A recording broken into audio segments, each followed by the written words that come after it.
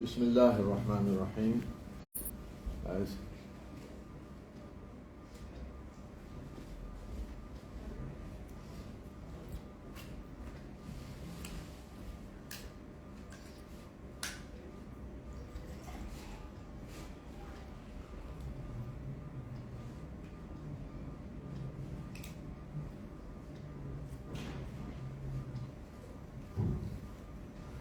بسم اللہ الرحمن الرحیم. آج 3 سال کے وقفہ کے بعد ہم اس حال میں دوبارہ جمع ہو رہے ہیں اللہ کی کتاب کو پڑھنے، سننے اور سمجھنے کے لیے. تو اس پہ جتنا بھی ہم اللہ کا شکر ادا کریں کام ہے کہ اس نے دوبارہ ہمیں توفیق دی. تو کورونا کی وبا کے دوران 3 سال یہ پروگرام نہیں ہو سکا.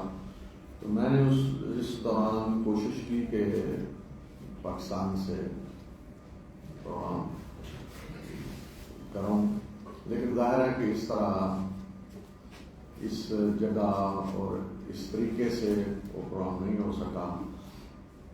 تو اللہ کا شکر ہے کہ اس نے دوبارہ ہمیں توفیق دی کہ آج ہم اسی طریقے سے یہ پروگرام شروع کر رہے ہیں جس طریقے سے پہلے ہم کرتے چلے آ رہے ہیں.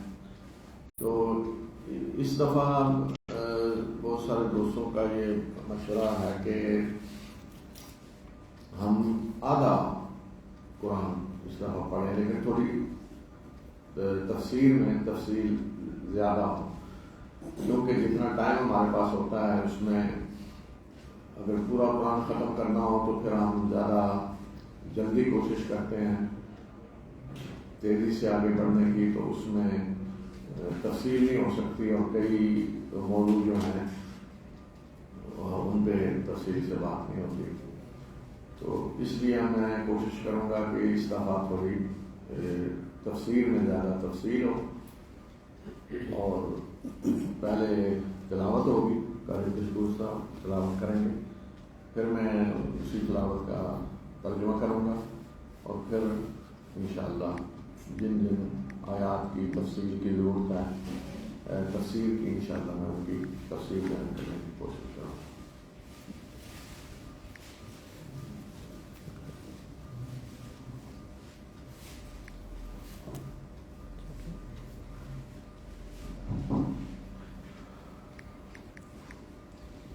أعوذ بالله من الشيطان الرجيم. بسم الله الرحمن الرحيم. الحمد لله رب العالمين الرحمن الرحيم مالك يوم الدين. إياك نعبد وإياك نستعين. اهدنا الصراط المستقيم صراط الذين أنعمت عليهم غير المغضوب عليهم ولا الضالين.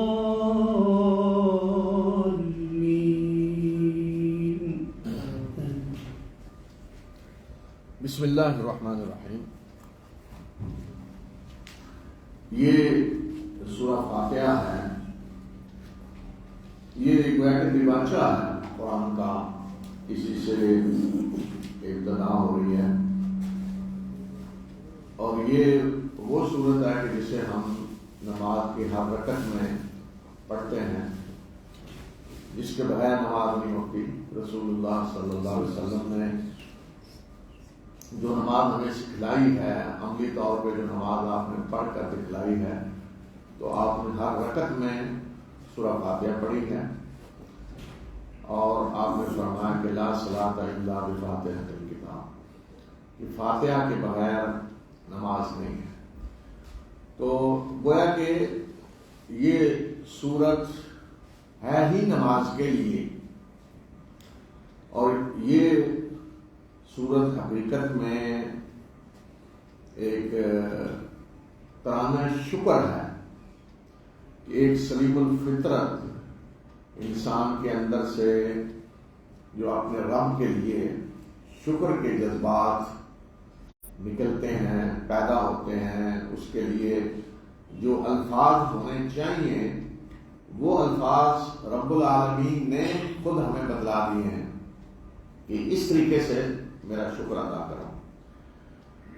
اور اسی میں پھر وہ ساری دعائیں بھی ہیں بنیادی کہ جن کی انسان کو ضرورت ہے، اور جو دعا اس سورت میں کی گئی ہے سورہ فاتحہ میں، اسی دعا کا جواب ہے آگے، گویا کہ وہی دعا قبول کر کے اللہ تعالیٰ نے ہدایت کا سارا راستہ آگے اگلی صورتوں میں سورہ قرآن میں بتلا دیا ہے۔ بسم اللہ الرحمن الرحیم۔ بسم اللہ جب ہم کہتے ہیں تو اس کا لفظی ترجمہ تو ہے اللہ کے نام سے، اسم کہتے ہیں نام کو، تو بسم اللہ کے نام سے۔ اور جب ہم تلاوت کر رہے ہوتے ہیں، جب بسم اللہ پڑھتے ہیں تو اس کا معنی یہ ہوگا کہ اللہ کے نام سے تلاوت شروع کر رہا ہوں۔ جب کھانا کھاتے ہوئے بسم اللہ پڑھیں گے تو معنی یہ ہوگا کہ اللہ کے نام سے کھا رہا ہوں۔ تو کیوں اللہ کے نام سے ہر چیز؟ اس لیے کہ وہی خالق ہے، اسی نے یہ قوتیں صلاحیتیں دی ہیں سوچنے سمجھنے کی، بولنے کی۔ کوئی کام بھی جو ہم کر رہے ہیں اسی کی توفیق سے کر رہے ہیں، جو چیز بھی استعمال کر رہے ہیں اسی کی دی ہوئی ہے، جو کچھ کھا رہے ہیں اسی کا دیا ہوا ہے، جو کچھ دیکھ رہے ہیں سب اسی کا پیدا کرتا ہے۔ تو اس لیے اسی کا حق ہے کہ ہم جو بھی کام شروع کریں، اچھا کام، صحیح کام، تو وہ اسی کے نام سے ہونا چاہیے۔ یہ اللہ کا حق ہے رب ہونے کی حیثیت سے، اور ہماری یہ ذمہ داری ہے بندہ ہونے کی حیثیت سے کہ ہر کام اس کے نام سے شروع کریں، گویا اسی کی توفیق سے، اسی کی مدد سے۔ تو جب ہم کہتے ہیں بسم اللہ تو گویا کہ اللہ کے نام سے شروع کرتا ہوں، یا اللہ کے نام سے لکھتا ہوں، اللہ کے نام سے بولتا ہوں، ساری چیزیں، سارے معنی بدلتے جائیں گے جس طرح کی کا موقع ہے۔ لفظ اللہ جو ہے یہ اللہ تعالیٰ کا نام ہے، ذاتی نام۔ عرب اللہ کا لفظ اس ہستی کے لیے استعمال کرتے تھے کہ جس نے پوری کائنات کو پیدا کیا ہے، جو رب ہے پوری کائنات کا، جو خالق ہے، جس کے ہاتھ میں سارے اختیارات ہیں، جو بادشاہ ہے پوری کائنات کا مالک ہے۔ تو عرب اللہ کا لفظ اس ہستی کے لیے استعمال کرتے تھے۔ الرحمن الرحیم، رحمان رحمت سے ہے، مبالغہ اس میں پایا جاتا ہے، بہت زیادہ رحم کرنے والا۔ مثلا عطش کہتے ہیں عربی میں پیاس کو، تو جب عطشان کسی کو کہیں تو بہت زیادہ پیاسا۔ اسی طرح رحمت سے رحمان ہے، تو جب رحمان کہیں گے تو بہت زیادہ رحم کرنے والا۔ اور رحیم بھی رحمت سے ہے، رحیم کا معنی بھی ہے رحم کرنے والا، لیکن رحمان میں مبالغہ ہے بہت زیادہ، اور رحیم میں ہے کہ ہمیشہ رحم کرنے والا۔ یعنی اس کی رحمت اس طرح نہیں ہے کہ وقتی طور پہ جذبات غالب آ جائیں تو بندے کے اندر جیسے کوئی جوش آ جاتا ہے اور اس کے بعد کچھ دیر گزری تو معاملہ ٹھنڈا ہو گیا۔ اللہ کی رحمت اس طرح نہیں ہے، وہ رحمان ہے، اس کی رحمت جوش مار گئی اور ساتھ اس کی رحمت میں ہمیشگی بھی ہے۔ تو معنی یہ بنے گا کہ میں اللہ کے نام سے شروع کرتا ہوں جو رحمان ہے اور رحیم ہے۔ اب اس کے بعد آگے سورہ فاتحہ شروع ہو گئی ہے۔ الحمدللہ رب العالمین۔ حمد عموماً ہم اردو میں کہہ دیتے ہیں تعریف کو،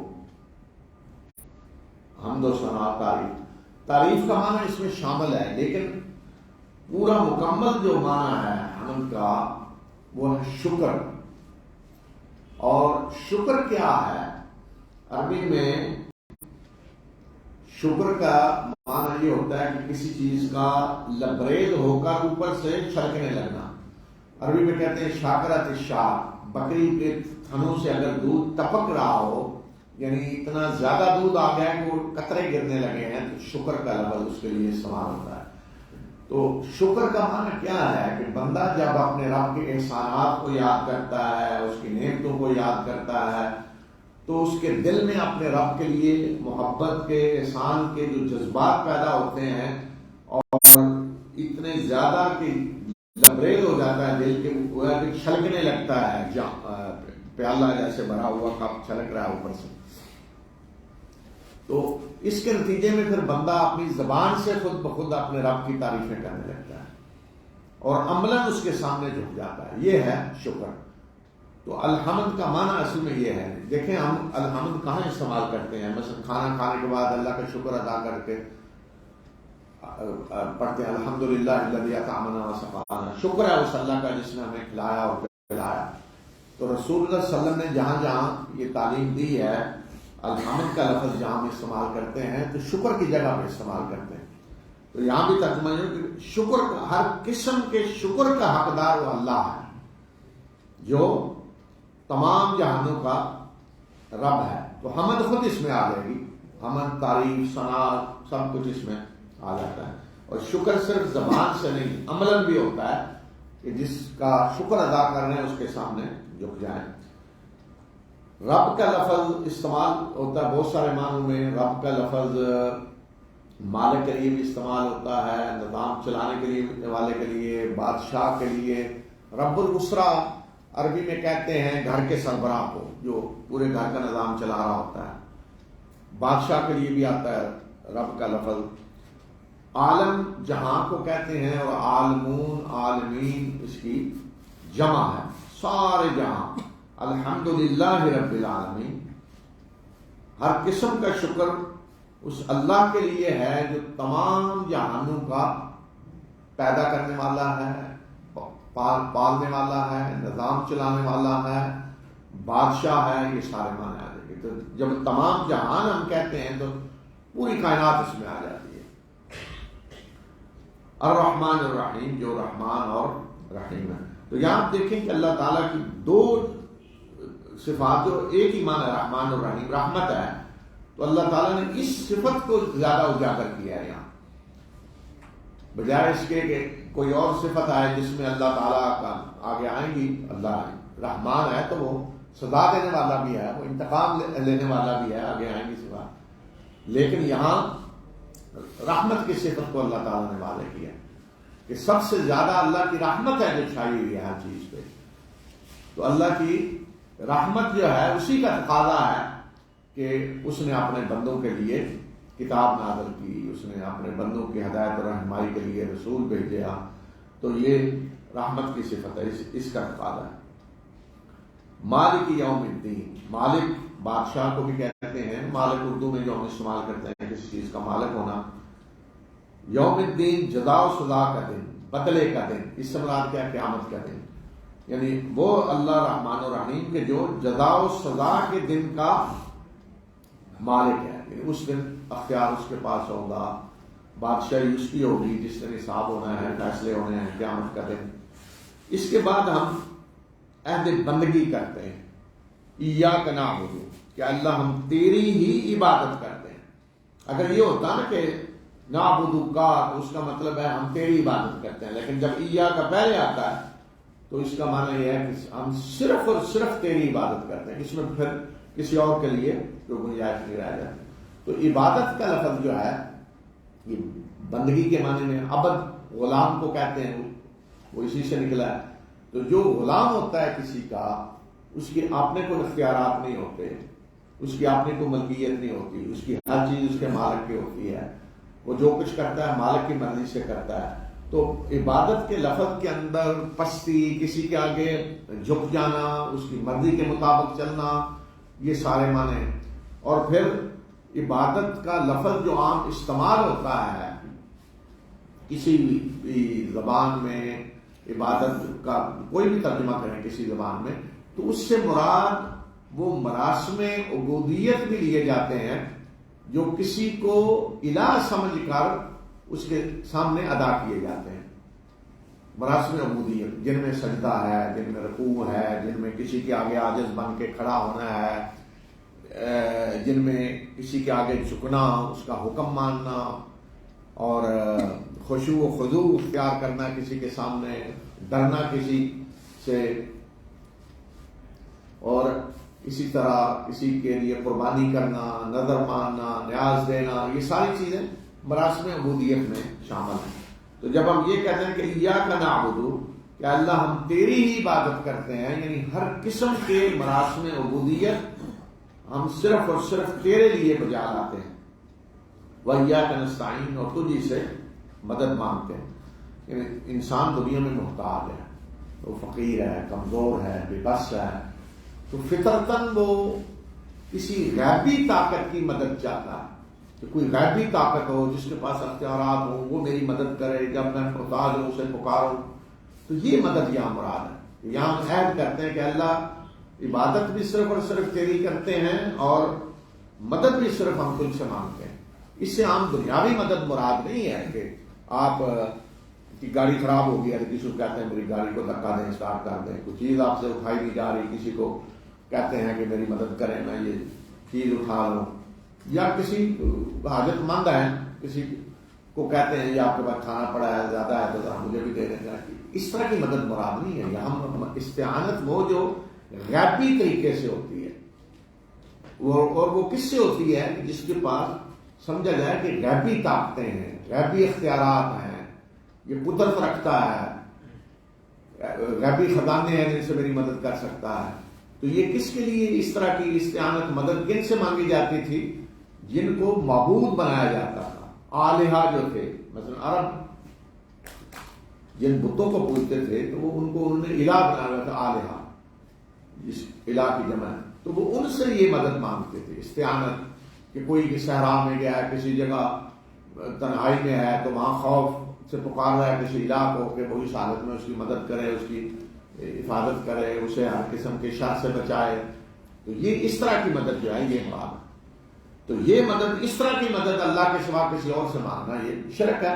جس طرح کہ اللہ کے سوا کسی اور کی عبادت شرک ہے، مراسم عبودیت جو اللہ کا حق ہے وہ کسی اور کے لیے بجا لانا شرک ہے. اسی طرح اس طرح کی استعانت بھی کسی اللہ کے سوا کسی اور سے مانگنا شرک ہے. اہدنا الصراط المستقیم،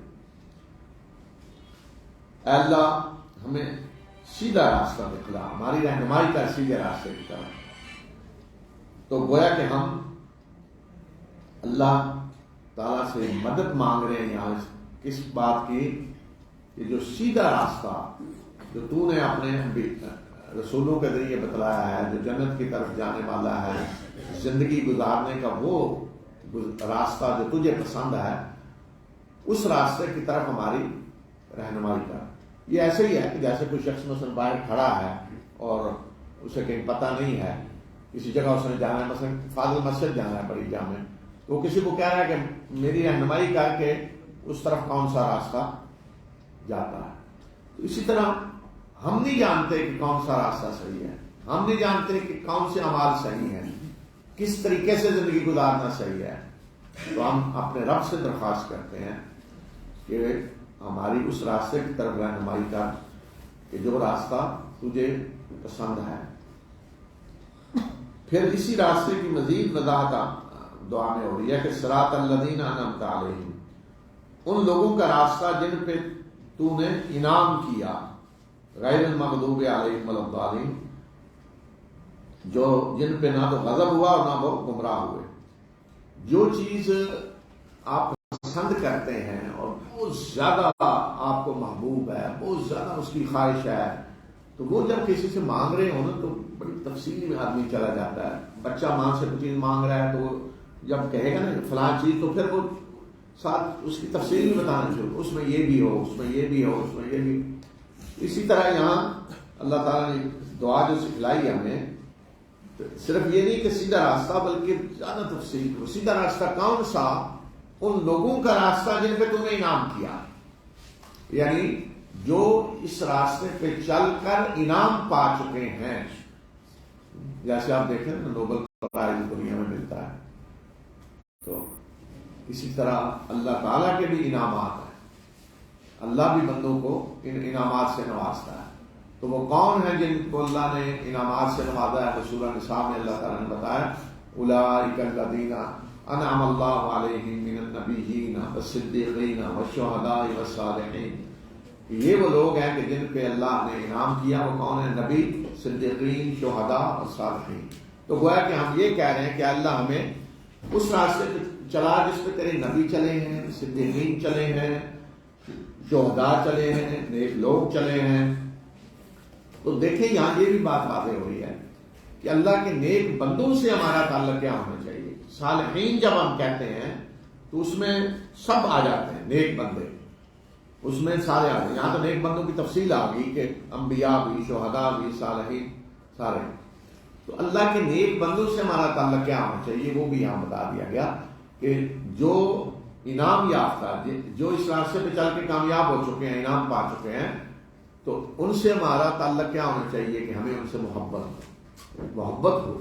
جس سے ہوتی ہے اسی کی طرح آدمی بننا چاہتا ہے، اسی کے راستے پہ چلنا چاہتا ہے جس سے محبت ہوتی ہے.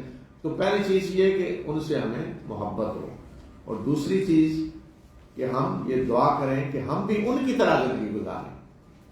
کیوں کہ وہ انعام پا چکے ہیں، کامیاب ہو چکے ہیں اس طرح کی زندگی گزار کر، تو ہم ان کے راستے پہ چلیں، ان سے محبت کریں، دعا کریں کہ اللہ ہمیں بھی ان کے راستے پہ چلا کر ان کی جماعت میں شامل کرے، نیک لوگوں کی جماعت میں شامل کرے. یہ تعلق ہونا چاہیے اللہ کے نیک بندوں سے.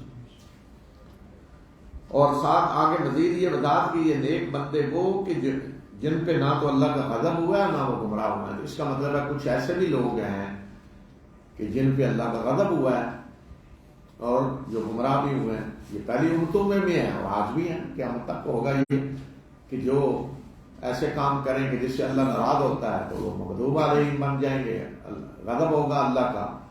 اور جو اس راستے پہ نہیں چلیں گے تو وہ گمراہ ہو جائیں گے، بھٹک جائیں گے. مثلا میں نے مثال دی کہ یہاں سے شخص کھڑا ہے، اس نے فاضل مسجد جانا ہے، تو اگر وہ کسی سے پوچھتا بھی نہیں اور اسے خود بھی پتا نہیں تو وہ کیا ہوگا؟ وہ گمراہ بھٹکتا رہے گا، کبھی ادھر جائے گا، کبھی ادھر جائے گا، کبھی ادھر جائے گا، کبھی ادھر جائے گا، راستہ نہیں ملے گا. تو راستہ تبھی ملتا ہے کہ یا تو آدمی کو خود پتا ہو کہ اس پہ صحیح چلے، یا پھر کسی سے پوچھے، رہنمائی حاصل کرے. تو گمراہ کون ہوتے ہیں؟ کہ جنہیں خود بھی پتا نہیں اور کسی سے رہنمائی بھی نہیں حاصل کرنا چاہتے. تو یہ صورت ہے کہ جس صورت کو ہم ہر نماز میں، ہر رکعت میں پڑھتے ہیں، اور اس کی اللہ تعالیٰ نے تعلیم گویا کہ دی ہے، وہ دعا کہ جو ایک مومن کی زبان سے جاری ہونی چاہیے، وہ اللہ تعالیٰ نے اپنے الفاظ میں جاری کروا دی. بسم اللہ الرحمن الرحیم. الف لام میم ذلك الكتاب لا ريب فيه هدى للمتقين الذين يؤمنون بالغيب ويقيمون الصلاة ومما رزقناهم ينفقون والذين يؤمنون بما أنزل إليك وما أنزل من قبلك وبالآخرة هم يوقنون أولئك على هدى من ربهم وأولئك هم المفلحون. إن الذين كفروا سواء عليهم أأنذرتهم أم لم تنذرهم لا يؤمنون. ختم الله على قلوبهم وعلى سمعهم وعلى أبصارهم غشاوة ولهم عذاب عظيم. بسم اللہ الرحمن الرحیم. یہ سورہ بقرہ ہے، اور صورتوں کے نام جو ہیں یہ کسی ایک لفظ کو لے کر علامت کے طور پہ رکھ دیے جاتے ہیں. کچھ صورتیں ہیں جن کے نام ان کے موضوع کی نشاندہی کرتے ہیں. جیسے سورہ یوسف ہے، اس کا نام یوسف ہے اور موضوع بھی پورا یوسف ہے. سورہ نوح ہے، نام بھی نوح ہے اور موضوع بھی حضرت نوح ہے. لیکن اکثر صورتیں ایسی ہیں کہ جن کا نام صرف ایک لفظ کو لے کر علامت کے طور پہ رکھ دیا جاتا ہے. جیسے یہ سورہ بقرہ ہے، تو بقرہ گائے کو کہتے ہیں، جس میں گائے کا ذکر ہے تو نشانی علامت کے طور پہ اس کا نام بقرہ رکھ دیا گیا. تو قرآن کی صورتیں دو حصوں میں تقسیم ہوتی ہیں، ایک ہیں مکی اور ایک ہیں مدنی. عموماً جب لفظ مکہ ہم بولتے ہیں تو یعنی جو مکہ میں نازل ہوئی، لیکن یہ تقسیم صرف جگہ کی نہیں، یہ تقسیم وقت کے لحاظ سے ہے. یعنی جو ہجرت سے پہلے نازل ہوئی ہیں صورتیں وہ مکی ہیں، اور جو ہجرت کے بعد نازل ہوئی ہیں وہ مدنی ہیں. اور ان دونوں کے مضامین میں فرق ہے. جو مکی صورتیں ہیں ان کا مرکزی مضمون توحید، رسالت اور آخرت ہے. ان میں شریعت نہیں ہے، ان میں قوانین نہیں بتائے گئے، احکام نہیں بتائے گئے، کیونکہ احکام قوانین ان کو بتائے جائیں گے جو ایمان لائیں گے. جب ایمان لانے والے عمل کرنے کی پوزیشن میں ہوں گے، آزاد ہوں گے، ان کی ریاست ہوگی، تو پھر قوانین دیے جائیں گے. اس لیے مکہ میں شریعت نہیں دی گئی، قوانین نہیں کو بتائے گئے، صرف توحید، رسالت اور آخرت. کہ جب اللہ کے رسول صلی اللہ علیہ وسلم نے مکہ میں اعلان کیا کہ میں اللہ کا رسول ہوں، تو ایک تو رسالت کا مسئلہ کھڑا ہوا کہ آپ کہہ رہے ہیں میں اللہ کا رسول ہوں، لوگ جو بلا رہے ہیں، اور اسی طرح آپ نے یہ اعلان کیا کہ لا الہ الا اللہ، کہ اللہ کے سوا کوئی عبادت کا مستحق نہیں ہے، تو توحید کا ایشو بھی کھڑا ہوا۔ اور تیسرا آپ نے اعلان کیا کہ تم نے مرنے کے بعد اٹھنا ہے، اللہ کے سامنے پیش ہونا ہے، حساب دینا ہے، آخرت۔ تو ان تین بنیادی موضوعات پہ ساری بحث شروع ہوئی۔ تو مکی صورتیں ساری جو ہیں ان میں یہی بحث ہے، توحید کی بحث ہے، دلائل دیے گئے ہیں عقلی فطرتی کہ اللہ کے سوا کوئی عبادت کے مستحق نہیں ہے، کیوں، اس کی ساری دلائل دلیلیں، اور محمد صلی اللہ علیہ وسلم اللہ کے رسول ہیں اس کے دلائل ہیں، اور قرآن اللہ کی کتاب ہے اس کے دلائل ہیں، اور مرنے کے بعد کیوں اٹھایا جائے گا، کیوں اٹھایا جانا ضروری ہے، اور کیسے اٹھایا جائے گا، اس کے عقلی اور فطرتی سارے دلائل ہیں۔ یہ مکی صورتوں کے بنیادی مضامین ہیں۔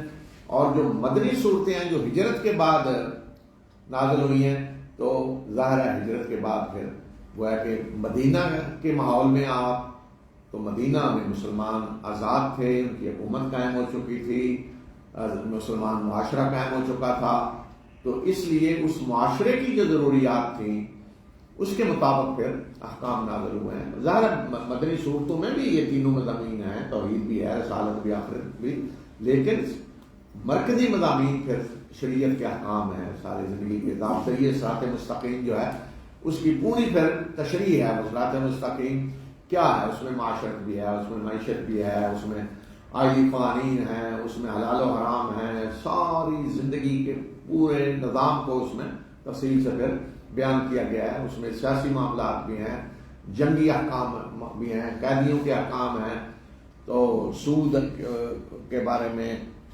ساری زندگی کا نظام پورا دیا گیا ہے مدنی صورتوں کے اندر۔ تو یہ سورہ بقرہ جو ہے یہ مدنی صورت ہے۔ اور مدنی صورتوں میں ایک اور چیز جو سامنے آئے گی وہ یہ کہ مدینہ کے معاشرہ میں مخاطب کون تھے، ایک تو مسلمان تھے مخاطب جو ایمان لائے ہیں، پھر یہودی عنصر تھا مدینہ میں بہت بڑا، یہودیوں کے 3 بڑے بڑے قبائل تھے، تو وہ جو سازشیں کر رہے تھے تو ان کی سازشوں کا بھی ذکر ہے پورا پھر اس صورت میں۔ بنی اسرائیل کو مخاطب کیا گیا، یہودیوں کو، اور تیسرا گروہ جو مدینہ میں تھا جس کو مخاطب کیا گیا ہے وہ منافقین کا گروہ مدینہ میں پیدا ہو چکا تھا جو مکہ میں نہیں تھا، جو ظاہر کر رہے تھے کہ مسلمان ہیں حالانکہ حقیقت میں مسلمان نہیں تھے۔ تو یہ سورہ بقرہ شروع ہو رہی ہے، بسم اللہ الرحمن الرحیم، الف لام میم۔ یہ ان کو الف لام میم یہ دیکھیں الگ الگ پڑھا جا رہا ہے، جو ہم قاعدہ پڑھتے ہیں تو کہتے ہیں جوڑ کر کے پڑھنا، ملا کے ایک لفظ، تو یہاں ملا کے نہیں ہم پڑھ رہے، الف کو الگ پڑھ رہے ہیں، لام کو الگ پڑھ رہے ہیں، میم کو الگ پڑھ رہے ہیں۔ تو جن حروف کو الگ الگ پڑھا جاتا ہے انہیں کہتے ہیں حروف مقطعات، یعنی الگ الگ ٹکڑے کر کے انہیں پڑھا جاتا ہے۔ تو یہ حروف جو ہیں یہ بعض صورتوں کے شروع میں آئے ہیں۔ تو کسی بھی لفظ کا معنی تب بنتا ہے جب ان حروف کو ایک دوسرے سے ملایا جائے۔ مثلا الف لام میم کو اگر ملا کے پڑھا جائے تو علم بن جائے گا، علم کا معنی درد ہوتا ہے، لیکن یہاں تو ملا کر پڑھا نہیں جا رہا، تو اس لیے اس کا کوئی معنی نہیں بنتا، الف الگ، لام الگ، میم الگ۔ تو ان حروف کا کوئی معنی نہ اللہ کے رسول صلی اللہ علیہ وسلم نے بتایا ہے، نہ آپ سے کسی نے پوچھا ہے، نہ کسی نے اعتراض کیا۔ اگر تو بے مقصد یہ حروف استعمال ہوتے تو جو لوگ کہہ رہے تھے کہ یہ قرآن اللہ کی کتاب نہیں ہے، دیکھیں انہوں نے تو خود بنا لی ہے، تو وہ سب سے پہلے تو یہی اعتراض اٹھاتے ہیں کہ ہماری عربی زبان میں تو اس طرح کے الفاظ استعمال نہیں ہوتے، تو یہ کیسے الفاظ ہیں، حروف ہیں جو اس طریقے سے استعمال ہو رہے ہیں۔ تو کسی دشمن نے، کسی مخالف نے بھی کوئی اعتراض نہیں کیا، اور نہ کسی مسلمان نے اس کا معنی پوچھا، معنی تو بن نہیں سکتا۔ تو اس کا مطلب یہ ہے کہ اس طرح کے حروف عربی زبان میں اس دور میں استعمال ہوتے تھے، تو اس لیے کسی نے اعتراض نہیں کیا۔ تو ان کا نام معنی کو بن سکتا ہے نہ ہے، تو جو لوگ اس کے معنی کی ٹو میں لگتے ہیں تو وہ کچھ حاصل نہیں کر پاتے سوائے اس کے کہ وہ کہیں وہ شیطان کے ہتھے چڑھ جائیں اور عجیب و غریب معنی بنانے کی کوشش کریں، پھر وہ اپنی مرضی کے مطابق ہر کوئی اپنے گروہ کے مطابق خواہشات کے مطابق معنی بنا لیتا ہے، تو معنی ان کا کوئی حل نہیں بن نہیں سکتا۔ ذالک الکتاب لا ریب فیہ ھدی للمتقین، یہ کتاب الہی ہے، اس کے کتاب الہی ہونے میں کوئی شک نہیں، یہ ہدایت ہے متقی لوگوں کے لیے جو ایمان لاتے ہیں غیب پہ، نماز قائم کرتے ہیں اور جو کچھ ہم نے انہیں رزق دیا اس میں سے خرچ کرتے ہیں۔ یہ وہ لوگ ہیں جو ایمان لاتے ہیں اس پہ جو آپ کی طرف نازل کیا گیا اور اس پر بھی جو آپ سے پہلے نازل کیا گیا، اور یہی لوگ آخرت پر یقین رکھنے والے ہیں، یہی لوگ اپنے رب کی طرف سے ہدایت پر ہیں اور یہی لوگ فلاح پانے والے ہیں۔ بے شک وہ لوگ جنہوں نے کفر کیا ان کے لیے برابر ہے کہ آپ انہیں خبردار کریں یا نہ کریں، یہ ایمان نہیں لائیں گے۔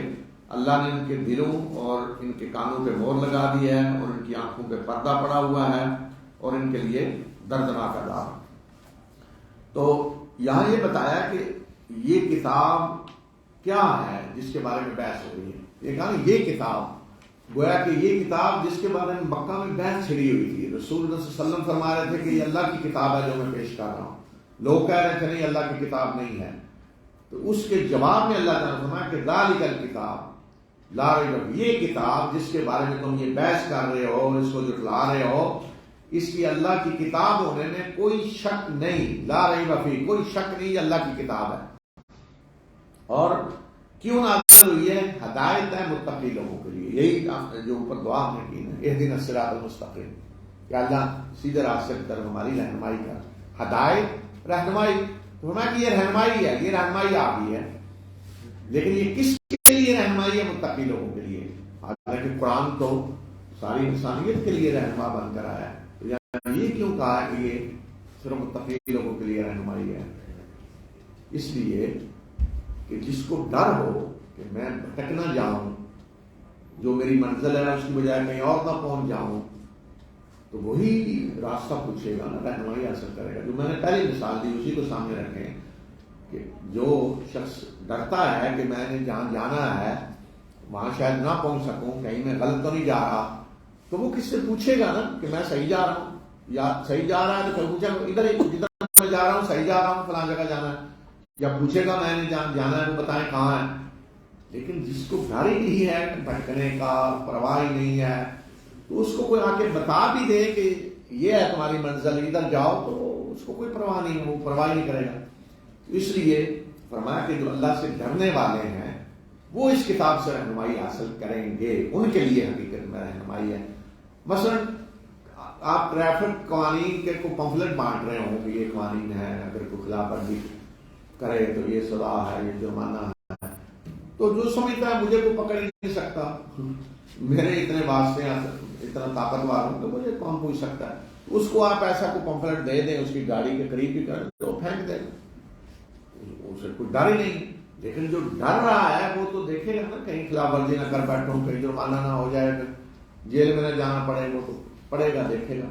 اسی طرح کون اس کتاب سے رہنمائی حاصل کرے گا؟ کہ جو ڈرتا ہے۔ اور پھر یہ بتایا کہ یہ متقی کون ہیں جن کے اندر یہ خوف پیدا ہوتا ہے، تقویٰ پیدا ہوتا ہے۔ کون ہے؟ کہ تقویٰ کے لیے دو بنیادی چیزیں ہیں، ایک یہ کہ اللہ پر ایمان اور آخرت پر ایمان۔ جو شخص اللہ پر ایمان رکھتا ہے وہی اللہ سے ڈرے گا، اور اگر اللہ پر ایمان ہے لیکن وہ سمجھتا ہے میں نے تو مرنا ہی نہیں، مرنے کے بعد پیش نہیں ہونا اللہ کے سامنے، تو پھر بھی کوئی ڈر نہیں ہوگا۔ تو تقویٰ کی بنیاد دونوں پہ ہے، ایک اللہ پر ایمان اور ایک آخرت پر ایمان۔ اس لیے فرمایا کہ یہ متقی وہ ہیں جو غیب پر ایمان رکھتے ہیں، یعنی جنت، دوزخ، آخرت، اللہ کے فرشتے، یہ ساری چیزیں کیا ہیں؟ یہ غیب ہے، ہم نے آنکھوں سے دیکھا نہیں۔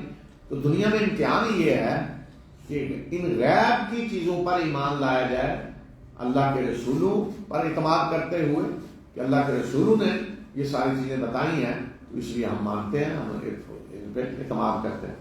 لیکن جو یہ کہتا ہے نہیں جی میں تو مانوں گا جنت کو جب آنکھوں سے دیکھ لوں گا، تو ایسا شخص اللہ سے ڈرنے والا نہیں ہو سکتا، اور آنکھوں سے دیکھ کر کون نہیں مانے گا؟ تو دنیا میں امتحان یہ ہے کہ ان چیزوں کو بغیر دیکھے آپ مانیں۔ تو اس لیے فرمایا کہ جو غیب پر ایمان رکھتے ہیں، نماز قائم کرتے ہیں، جو ہم نے رزق دیا اس میں سے خرچ کرتے ہیں، اور آخرت پر یہی لوگ یقین کرنے والے ہیں، اللہ اور آخرت پر ایمان۔ اور ساتھ یہ بھی بتا دیا کہ صرف اب اس کتاب پر ایمان کافی نہیں ہے، جو پہلے نازل ہوئی ہیں ان پر بھی ایمان لانا ضروری ہے۔ جو پہلے کتابوں پر ایمان لائے ان کے لیے ضروری ہے کہ اللہ کی آخری کتاب پر بھی ایمان لائیں، اور جو آخری کتاب پر ایمان لائے ہیں ان کے لیے ضروری ہے کہ پہلی کتابوں پر بھی ایمان لائیں۔ جو آخری رسول پر ایمان لائے ہیں ان کے لیے ضروری ہے کہ پہلے تمام رسولوں کو بھی مانیں۔ جو پہلوں کو مانتے ہیں ان کے لیے ضروری ہے کہ اللہ کے آخری رسول کو بھی مانیں۔ جو اللہ کے کسی ایک رسول کا بھی انکار کریں گے وہ کافر ہے۔ جو اللہ کی کسی ایک کتاب کا بھی انکار کریں گے وہ کافر ہے، خواہ وہ پہلے آئی ہوئی کتابیں ہوں یا اللہ کی آخری کتاب ہو۔ اس لیے کہ جس نے کسی ایک رسول کا انکار کیا تو اس نے رسالت کا انکار کر دیا، ایک کتاب کا انکار کر دیا تو اس نے ساری کتابوں کا انکار کر دیا۔ اس لیے فرمایا کہ یہ وہ لوگ ہیں جو اس کتاب پر بھی اور پہلے جو کچھ نازل ہوا ہے اس پر بھی ایمان رکھتے ہیں، اور ہدایت یہی ہے جو تمام رسولوں کو مانے، تمام کتابوں کو مانے، وہ ہدایت یافتہ ہے، اور پھر فلاح بھی انہیں لوگوں کے لیے۔ تو یہ بتایا ہے ایمان لانے والوں کا گروہ۔ دوسرا گروہ جو اس وقت تھا وہ کون تھے؟ کافر، جو انکار کر رہے تھے اس کتاب کا۔ مدینہ میں بھی تھے کچھ، اور مکہ سارا اسی طرح تھا، یا ارد گرد کے مدینہ کے علاقے سارے۔ تو یہ ان کے کافروں کے بارے میں اب کہا کہ جنہوں نے کفر کیا ان کی حالت یہ ہو چکی ہے کہ اب انہیں خبردار کریں گے نہ کریں، اب نہیں مان لیں گے۔ یہ عام کافروں کے لیے نہیں، یہ گویا کہ جو سردار تھے بڑے بڑے، جو ہٹ درم تھے، جن کے بارے میں اللہ تعالیٰ نے فیصلہ کر دیا کہ اب یہ نہیں ماننے والے، اس لیے کہ انہیں پتہ تھا کہ محمد صلی اللہ علیہ وسلم اللہ کے رسول ہیں، قرآن اللہ کی کتاب ہے، لیکن ان کے مفادات رکاوٹ بن رہے۔ تو ان کے بارے میں فرمایا کہ ان کے گویا کہ دلوں پہ مہر لگ چکی ہے، کانوں پہ۔ جب آدمی کسی چیز سے نفرت کر رہا ہو، حسد کر رہا ہو، بغض ہو، تو پھر حال یہ ہوتا ہے کہ کوئی بات ایسی سننے کے لیے تیار نہیں ہوتا۔ وہ سن رہا ہوتا ہے لیکن ایسے جیسے کانوں پہ مہر لگی ہوئی ہے، اس سننے کا کوئی اثر نہیں ہوتا۔ دلوں پہ مہر ہے، کوئی بات دل میں اترتی نہیں ہے۔ تو یہ مہر کوئی یہ نہیں کہ اللہ تعالیٰ کوئی ٹھپا لگاتا ہے، یہ آدمی خود مہر لگاتا ہے، لیکن اللہ کے اذن سے سارا کچھ ہوتا ہے۔ تو اس لیے اللہ تعالیٰ نے کہ اللہ نے ان کے دلوں کے کانوں پہ مہر لگا دی، وہ ہے کہ اللہ پھر توفیق نہیں دیتا ایسے لوگوں کو، اور آنکھوں پہ پردہ پڑ جاتا ہے، سامنے آدمی دیکھ رہا ہوتا ہے لیکن ایسے جیسے اسے کچھ نظر نہیں آ رہا۔ تو یہ دوسرا گروہ ہے، کافروں کا گروہ۔ اب آگے ایک اور گروہ جو مدینہ میں پیدا ہو چکا تھا، اس کا ذکر ہے، جو مکہ میں نہیں تھا۔ مکہ میں کوئی منافق نہیں تھا، یا کافر تھے یا مسلمان تھے، اس لیے کہ مکہ میں تو مسلمان ہونا اپنے آپ کو آزمائش میں ڈالنا تھا، تو کوئی اس کی ضرورت نہیں کرتا تھا۔ مدینہ میں مسلمانوں کی حکومت قائم ہو چکی تھی، مفادات حاصل کیے جا سکتے تھے مسلمان بن کر، تو اس لیے مدینہ میں ایسا گروہ پھر پیدا ہوا کہ جو کہتے تھے ہم مسلمان ہیں، حالانکہ حقیقت میں مسلمان نہیں تھے۔ آگے تفصیل کے ساتھ اس تیسرے گروہ کا ذکر ہے۔ ومن الناس من يقول آمنا بالله وباليوم الآخر وما هم بمؤمنين يخادعون الله والذين آمنوا وما يخدعون إلا أنفسهم وما يشعرون في قلوبهم مرض فزادهم الله مرضا ولهم عذاب أليم بما كانوا يكذبون وإذا قيل لهم لا تفسدوا في الأرض قالوا إنما نحن مصلحون ألا إنهم هم المفسدون ولكن لا يشعرون وإذا قيل لهم آمنوا كما آمن الناس قالوا أنؤمن كما آمن السفهاء ألا إنهم هم السفهاء ولكن لا يعلمون وإذا لقوا الذين آمنوا قالوا آمنا وإذا خلوا إلى شياطينهم قالوا إنا معكم إنما نحن مستهزئون الله يستهزئ بهم ويمدهم في طغيانهم يعمهون أولئك الذين اشتروا الضلالة بالهدى فما ربحت تجارتهم وما كانوا مهتدين مثلهم كمثل الذي استوقد نارا فلما أضاءت ما حوله ذهب الله بنورهم وتركهم في ظلمات لا يبصرون صم بكم عمي فهم لا يرجعون أو كصيب من السماء فيه ظلمات ورعد وبرق يجعلون أصابعهم في آذانهم من الصواعق حذر الموت والله محيط بالكافرين يكاد البرق يخطف أبصارهم كلما أضاء لهم مشوا فيه وإذا أظلم عليهم ولو شاء الله لذهب بسمعهم وأبصارهم إن الله على كل شيء قدير. اور لوگوں میں ایسے بھی ہیں جو کہتے ہیں کہ ہم اللہ اور یوم آخرت پر ایمان لائے، حالانکہ وہ مومن نہیں ہیں. وہ اللہ اور ایمان لانے والوں کو دھوکہ دینا چاہتے ہیں، حالانکہ وہ صرف اور صرف اپنے آپ کو دھوکہ دے رہے ہیں اور انہیں اس چیز کا شعور نہیں ہے. ان کے دلوں میں ایک بیماری ہے، اللہ نے ان کی بیماری کو بڑھا دیا ہے اور ان کے لیے دردناک عذاب ہے اس وجہ سے جو وہ جھوٹ بولتے رہے ہیں. اور جب ان سے کہا جاتا ہے کہ زمین میں فساد نہ پھیلاؤ تو وہ کہتے ہیں کہ ہم تو صرف اور صرف اصلاح کرنے والے ہیں. خبردار، یہی لوگ فساد پھیلانے والے ہیں لیکن انہیں اس کا شعور نہیں ہے. اور جب ان سے کہا جاتا ہے کہ اس طرح ایمان لاؤ جس طرح دوسرے لوگ ایمان لائے ہیں تو کہتے ہیں کیا ہم اس طرح ایمان لائیں جیسے بے وقوف ایمان لائے ہیں. سن لو کہ یہی لوگ بے وقوف ہیں لیکن انہیں علم نہیں ہے. اور جب یہ ان لوگوں سے ملتے ہیں جو ایمان لائے ہیں تو کہتے ہیں کہ ہم بھی ایمان لائے. اور جب یہ تنہائی میں اپنے شیطانوں سے ملتے ہیں تو کہتے ہیں کہ ہم تو تمہارے ساتھ ہیں، ہم تو محض مذاق کر رہے ہیں. اللہ ان کے ساتھ مذاق کر رہا ہے اور وہ ان کی سرکشی میں انہیں ڈھیل دے رہا ہے. یہ بہکے ہوئے ہیں. یہی وہ لوگ ہیں کہ جنہوں نے ہدایت کے بدلے میں گمراہی کو خرید لیا ہے. ان کی تجارت منافع بخش نہیں ہے اور نہ ہی یہ ہدایت یافتہ ہیں. ان کی مثال ایسے ہے جیسے کسی شخص نے آگ جلائی اور پھر جب آگ نے اس کے ارد گرد کو روشن کر دیا تو اللہ ان کے نور کو لے گیا اور انہیں تاریکیوں میں چھوڑ دیا. انہیں کچھ نظر نہیں آ رہا.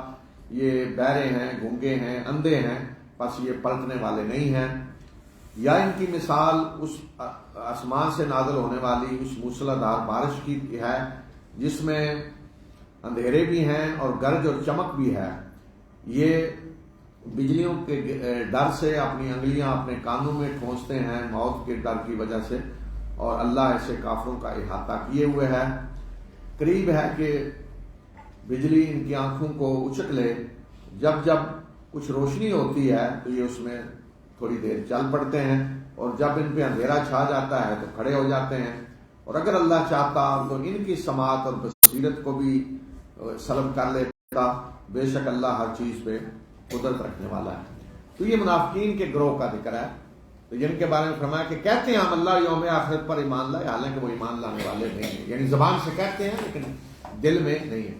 تو ایمان صرف زبان سے کہنا نہیں ہے بلکہ دل میں پہلے ایمان پیدا ہوتا ہے پھر آدمی زبان سے اعلان کرتا ہے. ہاں، دل میں اگر ایمان ہے اور کسی وجہ سے زبان سے کوئی اعلان نہیں کر پایا، خوف کی وجہ سے، موت کے ڈر سے، کہیں معاشرہ ایسا ہے کہ وہ سمجھتا ہے کہ میں اعلان کروں گا تو کہیں قتل نہ کر دیا جاؤں، تو وہ زبان سے اعلان نہیں کر رہا. دل میں ایمان ہے تو وہ مومن ہے. لیکن اگر زبان سے اعلان کیا جا رہا ہے لیکن دل میں نہیں ہے تو ایسا شخص منافق ہے. تو یہ ان کا ذکر ہے. کہتے ہیں ہم ایمان لائے، فرمایا کہ حالانکہ مومن نہیں ہے. تو یہ اپنے خیال میں دھوکہ دے رہے ہیں ایمان لانے والوں کو اور اللہ کو، لیکن دھوکہ اپنے آپ کو دے رہے ہیں. تو یہ فرمایا کہ ان کے دلوں میں بیماری ہے. یہ منافقوں کا وہ سخت قسم کا گروہ تھا جن کے دلوں میں حسد تھا، بغض تھا اللہ کے رسول صلی اللہ علیہ وسلم کے خلاف، جس طرح کہ عبداللہ بن ابی اور اس کا گروہ. فرمایا کہ یہ بیماری ہے اور اللہ نے بیماری کو اور بڑھا دیا ہے. یعنی اسلام جتنا پھیل رہا ہے، غالب ہو رہا ہے، کامیاب ہو رہا ہے، تو ان کی بیماری یعنی حسد اور دن بدن بڑھتا جا رہا ہے. پھر یہ اپنی اس چال کو جو روش نے اختیار کی ہوئی تھی، یہ اس کو سمجھتے تھے کہ ہم اصلاح پسند ہیں، ہم تو دیکھیں سب کو ساتھ لے کے چلنا چاہتے ہیں، ہم نہیں چاہتے کہ اس قسم کی تفریق کی جائے، یہ کافر ہے، یہ مسلمان ہے، اس قسم کے بیانیے ان کے ہوتے تھے. تو اس لیے فرمایا کہ جب انہیں کہا جاتا ہے کہ زمین میں فساد نہ پھیلاؤ، یعنی اس طرح کی حرکتیں نہ کرو کہ جس سے فساد پھیلے، کہتے نہیں ہم تو اصلاح کرنے والے ہیں. تو اللہ تعالیٰ نے فرمایا کہ یہی فساد پھیلانے والے ہیں. پھر ان کا یہ رویہ کہ یہ سمجھتے تھے کہ ہم بڑے ہوشیار لوگ ہیں، کامیاب ہیں، باقی جنہوں نے اس طرح حقیقت میں صحیح معنوں میں ایمان کا راستہ اختیار کیا ہے وہ تو بے وقوف ہیں، اپنی دنیا تباہ کر رہے ہیں. جو اپنے آپ کو ہوشیار سمجھتے تھے. تو اللہ تعالیٰ فرمانا کہ حقیقت میں بے وقوف یہ ہیں، جو دوسروں کو سمجھ رہے ہیں بے وقوف یہ ہیں. اور ان کا وہ رویہ کہ جو یہ اپنے سرداروں کے ساتھ اختیار کرتے، بڑے بڑے جو یہودی سردار تھے، منافقوں کے بڑے بڑے، کہ ایمان لانے والوں سے ملتے ہیں تو کہتے ہیں ہم ایمان لائے. جب تنہائی میں انہیں ملتے ہیں تو کہتے ہیں ہم تو مسلمانوں کے ساتھ مذاق کر رہے تھے، انہیں بیوقوف بنا رہے تھے، ہم تو حقیقت میں آپ لوگوں کے ساتھ ہیں. تو یہ اندر کی ساری باتیں اللہ تعالیٰ نے ان کی بتا دی. اور پھر ان کی مثال دی کہ ان کی مثال ایسے ہے کہ جیسے کسی شخص نے صحرا میں روشنی کے لیے آگ جلائی. صحرا میں لوگ آگ جلاتے تھے روشنی کے لیے، ماحول روشن ہو کو دیکھ سکیں. تو ایک تو ہے کہ آج جیسے لالٹین کو جلاتا ہے، ٹارچ ہے، موم بتی جلا لی، تو یہ چیزیں تو نہیں ہوتی تھی، تو روشنی کے لیے آگ جلائی جاتی تھی. تو فرمایا کہ ان کی مثال ایسے ہے جیسے کسی نے آگ جلائی روشنی کے لیے، لیکن جب اس آگ نے اس کے ارد گرد ماحول کو روشن کیا تو اللہ تعالیٰ نے وہ نور سلب کر لیا. یعنی ایمان کی روشنی انہیں ملی، لیکن انہوں نے جب نفاق کا راستہ اختیار کیا تو اللہ نے وہ روشنی سلب کر لی اور انہیں چھوڑ دیا پھر اندھیروں میں آپ بھٹکنے کے لیے. کہ وہ ایمان کی روشنی تو مدینہ میں موجود ہے، اللہ کی کتاب نازل ہو رہی ہے، اللہ کے رسول صلی اللہ علیہ وسلم موجود ہیں، نور ہی نور ہے مدینہ میں، لیکن انہیں کچھ نظر نہیں آ رہا. لا یبصرون، انہیں یہ اس کے باوجود تاریکیوں میں بھٹک رہے ہیں. اور یہ پہلا گروہ ہے جو حسد اور بغض رکھتا تھا مسلمانوں کے خلاف، اللہ کے رسول صلی اللہ علیہ وسلم کے خلاف. تو ان کے بارے میں فرمایا کہ یہ بہرے، گونگے، اندھے ہیں، یہ اس نفاق سے واپس نہیں آئیں گے. بدترین منافق جو تھے. اب دیکھیں جو شخص بہرا بھی ہو، گونگا ہو، جو بہرا ہوتا ہے وہی گونگا ہوتا ہے، اور اندھا بھی ہو، تو آپ کوئی بات اسے بتا سکتے ہیں، رہنمائی اس کی کر سکتے ہیں. جو گونگا ہے یعنی سنتا نہیں تو اسے آپ اشاروں سے سمجھا سکتے ہیں، اور جو اندھا ہے سنتا ہے تو وہ کانوں سے سن لے گا. دونوں کو سمجھایا جا سکتا ہے، دونوں کو علم سکھلایا جا سکتا ہے. آج کل تو باقاعدہ اسکول ہیں، بہروں کے، گونگوں کے بھی ہیں اور اندھوں کے بھی ہیں، تعلیم حاصل کرتے ہیں سارے. لیکن جو گونگا بھی ہو، بہرا بھی ہو اور اندھا بھی ہو، اسے کوئی چیز سکھلائی جا سکتی. اس لیے فرمایا کہ یہ منافقوں کا گروہ گونگا بہرے بھی ہیں اور اندھے بھی ہیں، اب یہ ایمان کے راستے پہ واپس نہیں آئیں گے.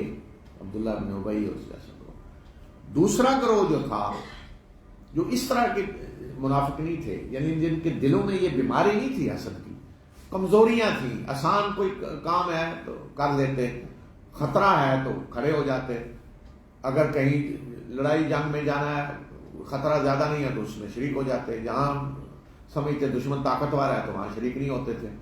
نماز پڑھنی ان کے لیے تھوڑی مشکل ہوتی تھی. تو اس لیے ان کے بارے میں، دوسرے گروہ کے بارے میں فرمایا کہ ایک دوسری مثال کہ جیسے موسلادھار بارش ہو رہی ہے تو بارش کے ساتھ اندھیرا بھی چھا جاتا ہے، بادل گرج رہا ہے، بجلی چمک رہی ہے، تو آدمی ڈر رہا ہوتا ہے کہ بجلی، آسمانی بجلی نہ گر پڑے، بادل کی گرج سے ڈر رہا ہوتا ہے بندہ. لیکن بارش رحمت ہے، لیکن ساتھ یہ چیزیں بھی ہوتی ہیں.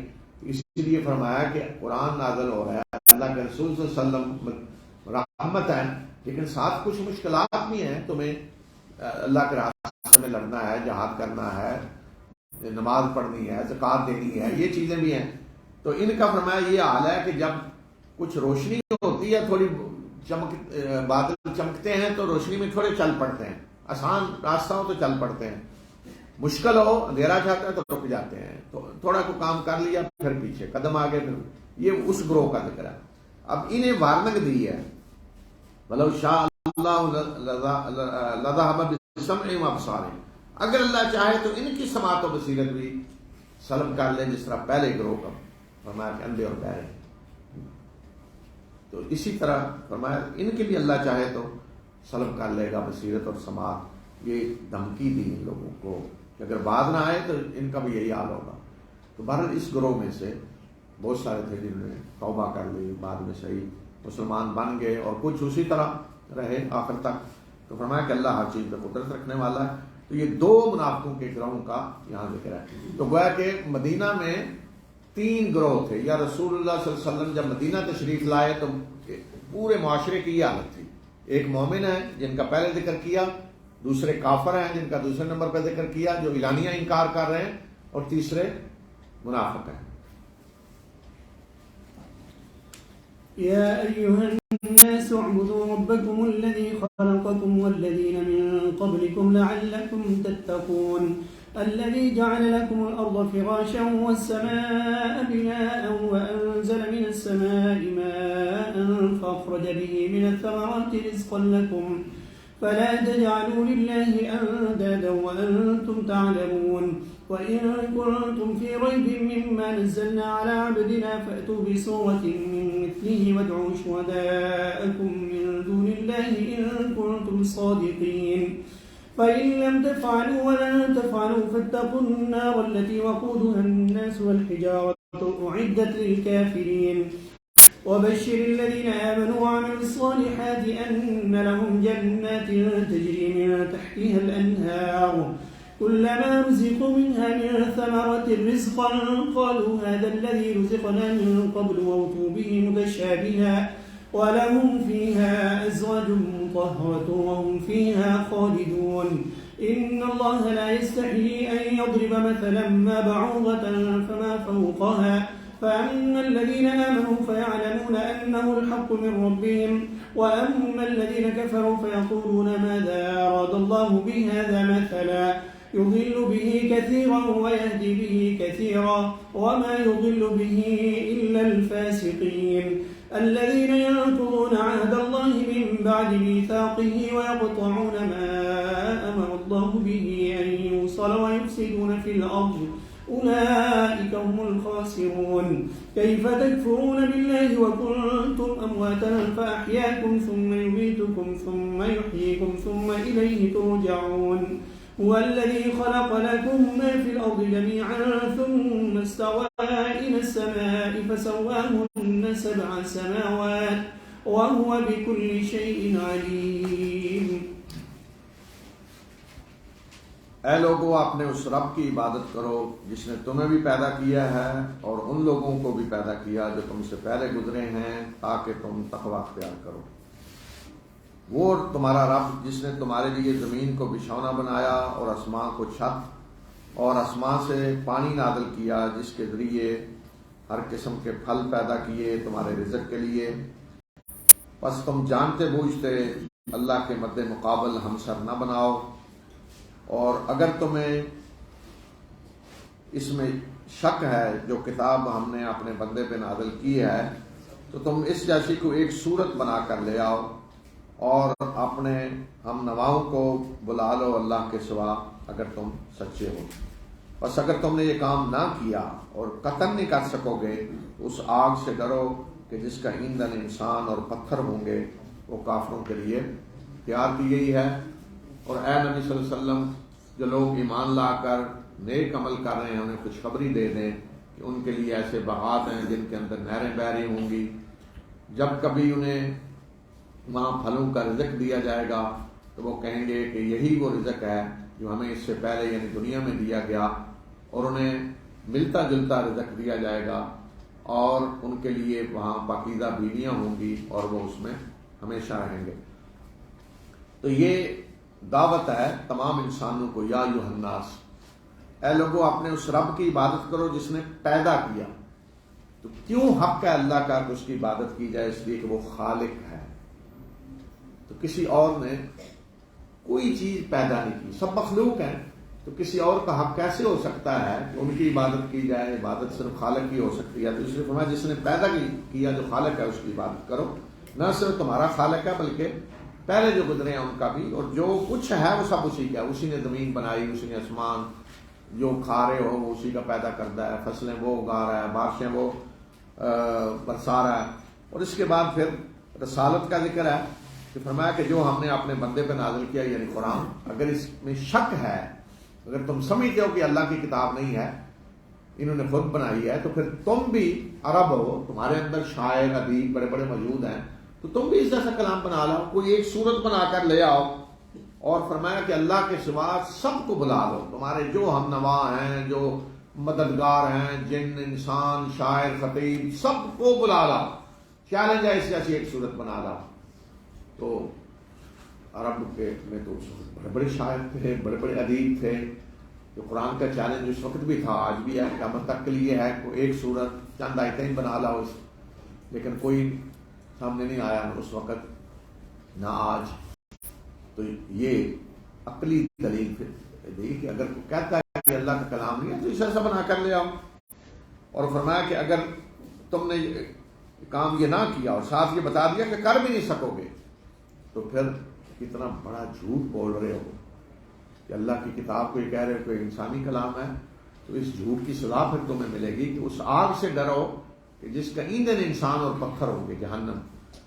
یہ جو فرمایا کہ پتھر بھی ہوں گے، انسان تو ڈالے جائیں گے جو کافر ہیں، لیکن پتھر کیوں؟ تو اس کے بارے میں ایک تو مفسرین کہتے ہیں کہ پتھر کوئلے کے پتھر جس میں آگ اور بڑھے گی، اور دوسرا مطلب یہ بھی ہو سکتا ہے کہ وہ بت جو پوجے جاتے تھے ان کو ڈالا جائے گا۔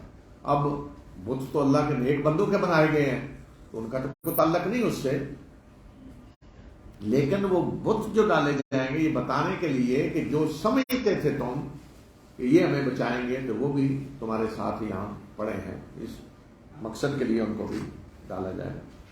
اور اس کے ساتھ ہی پھر ایمان لانے والوں کو آگے خوشخبری دی گئی ہے اور بتایا گیا کہ جنت میں جو پھل انہیں ملیں گے تو وہ کہیں گے کہ یہ تو ہمیں دنیا میں بھی ملتے تھے، یعنی انگور جو دنیا والا ہے یہی انگور جنت کا ہوگا۔ تو ظاہر ہے جنت کا انگور اور دنیا میں جو فرق ہے وہ تو تصور نہیں کیا جا سکتا، لیکن ایسے پھل ہوں گے کہ جن سے مانوس ہوں۔ دیکھیں آدمی جس پھل سے مانوس نہیں ہے تو وہ شوق سے نہیں کھاتا، بے شک وہ بڑا اعلیٰ ہو، ایک دو دفعہ کھائے تو پھر پتہ چلتا ہے یہ تو اچھا ہے، ورنہ مانوس نہ ہو تو خوشی سے نہیں کھاتا۔ تو اس لیے اللہ تعالیٰ وہی پھل دے گا جو دنیا میں ہے، لیکن فرق وہ ہوگا دنیا اور آخرت کا۔ پھر اس کے بعد آیت نمبر 26 میں ایک اعتراض کا جواب دیا ہے۔ تو قرآن اس طرح نہیں نازل ہوا کہ پوری کتاب لکھ کر کوئی چھپوا دی جائے، قرآن اس طرح نازل ہوا ہے کہ جو کچھ اس وقت ہو رہا تھا معاشرے میں، جو سوال اٹھائے جا رہے تھے ان کا جواب دیا جا رہا تھا، جو اعتراض کیے جا رہے تھے ان کا جواب دیا جا رہا تھا، مسلمانوں کو جس رہنمائی کی ضرورت تھی وہ کی جا رہی تھی، اللہ کے رسول صلی اللہ علیہ وسلم کو بتایا جا رہا تھا کہ جو کچھ آپ کے ساتھ ہو رہا ہے یہ پہلے بھی ہوا ہے۔ تو روزانہ کی بنیاد پہ جو کچھ سوسائٹی میں ہو رہا تھا اس کے مطابق قرآن نازل ہو رہا۔ تو یہاں اس ایک اعتراض کا جواب ہے۔ اعتراض کیا تھا کہ قرآن میں اللہ تعالیٰ نے شرک کی مذمت کرتے ہوئے یا جو معبود انہوں نے بنائے ہوئے تھے ان کی حقیقت واضح کرنے کے لیے فرمایا کہ یہ معبود جو تم نے بنائے ہوئے ہیں یہ اگر سارے اکٹھے بھی ہو جائیں تو ایک مچھر بھی نہیں پیدا کر سکتے، ایک مکھی بھی نہیں پیدا کر سکتے، اور اگر مکھی کو چیز چھین کر لے جائے تو چھڑا بھی نہیں سکتے۔ تو اس پہ انہوں نے اعتراض شروع کر دیا۔ دیکھیں جی قرآن اللہ کی کتاب ہے تو اللہ تعالیٰ مکھی اور مچھروں کی مثالیں دے رہا ہے، یہ کیسے ہو سکتا ہے؟ تو اس کا جواب اللہ تعالیٰ نے یہاں دیا ہے کہ اللہ کو اس سے کوئی شرم نہیں ہے کہ مچھر یا اس سے بھی حقیر تر کسی چیز کی کوئی مثال دے۔ تو مثال تو حقیقت سمجھانے کے لیے دی جاتی ہے نا۔ اگر مثلا یہ کہنا ہو کہ یہ تمہارے معبود جو ہیں یہ تو ہاتھی بھی نہیں پیدا کر سکتے تو بڑی سے بڑی چیز کو اتنی مثال دی جاتی ہے۔ کسی کا بتانا ہو کہ اتنا کمزور ہے تو یہ تو نہیں کہیں گے کہ یہ جو ہے وہ ایک وہ بوری نہیں اٹھا سکتا کوئی 2.5 من کی، یہی کہیں گے نا یہ تو آدھا کلو بھی اٹھانے کے قابل نہیں ہے۔ تو اس لیے مکھی کی مثال دی۔ تو اس پہ فرمایا کہ اللہ اس سے کوئی نہیں شرماتا کہ مچھریوں سے کم تر کسی چیز کی مثال دے، اور یہی مثال ہے کہ جس سے جو ایمان لانے والے ہیں وہ سبق حاصل کرتے ہیں، اور جو ویسے ہی فاسق ہیں نہیں ماننا چاہتے وہ انہیں اس طرح کے بہانے چاہیے اور وہ اور زیادہ گمراہ ہو جاتے ہیں۔ اور ان فاسقوں کے بارے میں فرمایا کہ یہ اللہ کے عہد کو توڑتے ہیں اور جن چیزوں کو اللہ نے جوڑنے کا حکم دیا ان کو کاٹتے ہیں، یعنی صلہ رحمی نہیں کرتے، انسان تعلقات کو کاٹتے ہیں اور زمین میں فساد پھیلاتے ہیں۔ پھر اس کے بعد کفر کرنے والوں کو مخاطب کیا کہ کیسے تم اللہ کا انکار کرتے ہو، سوچو کہ تم کچھ بھی نہیں تھے، اللہ نے تمہیں پیدا کیا تو اس کے باوجود تم انکار کرتے ہو۔ پھر جس نے پہلے پیدا کیا وہی تمہیں دوبارہ مرنے کے بعد زندہ کرے گا اور پھر اسی کی طرف لوٹائے جاؤ گے۔ آسمان و زمین اسی نے بنائے ہیں، کوئی چیز کائنات میں ایسی نہیں ہے کہ جو کسی اور کی پیدا کرتا ہو۔ وَإِذْ قَالَ رَبُّكَ لِلْمَلَائِكَةِ إِنِّي جَاعِلٌ فِي الْأَرْضِ خَلِيفَةً قالوا أتجعل فيها من يفسد فيها ويسفك الدماء ونحن نسبح بحمدك ونقدس لك قال إني أعلم ما لا تعلمون وعلم آدم الأسماء كلها ثم عرضهم على الملائكة فقال أنبئوني بأسماء هؤلاء إن كنتم صادقين قالوا سبحانك لا علم لنا إلا إنك أنت العليم الحكيم.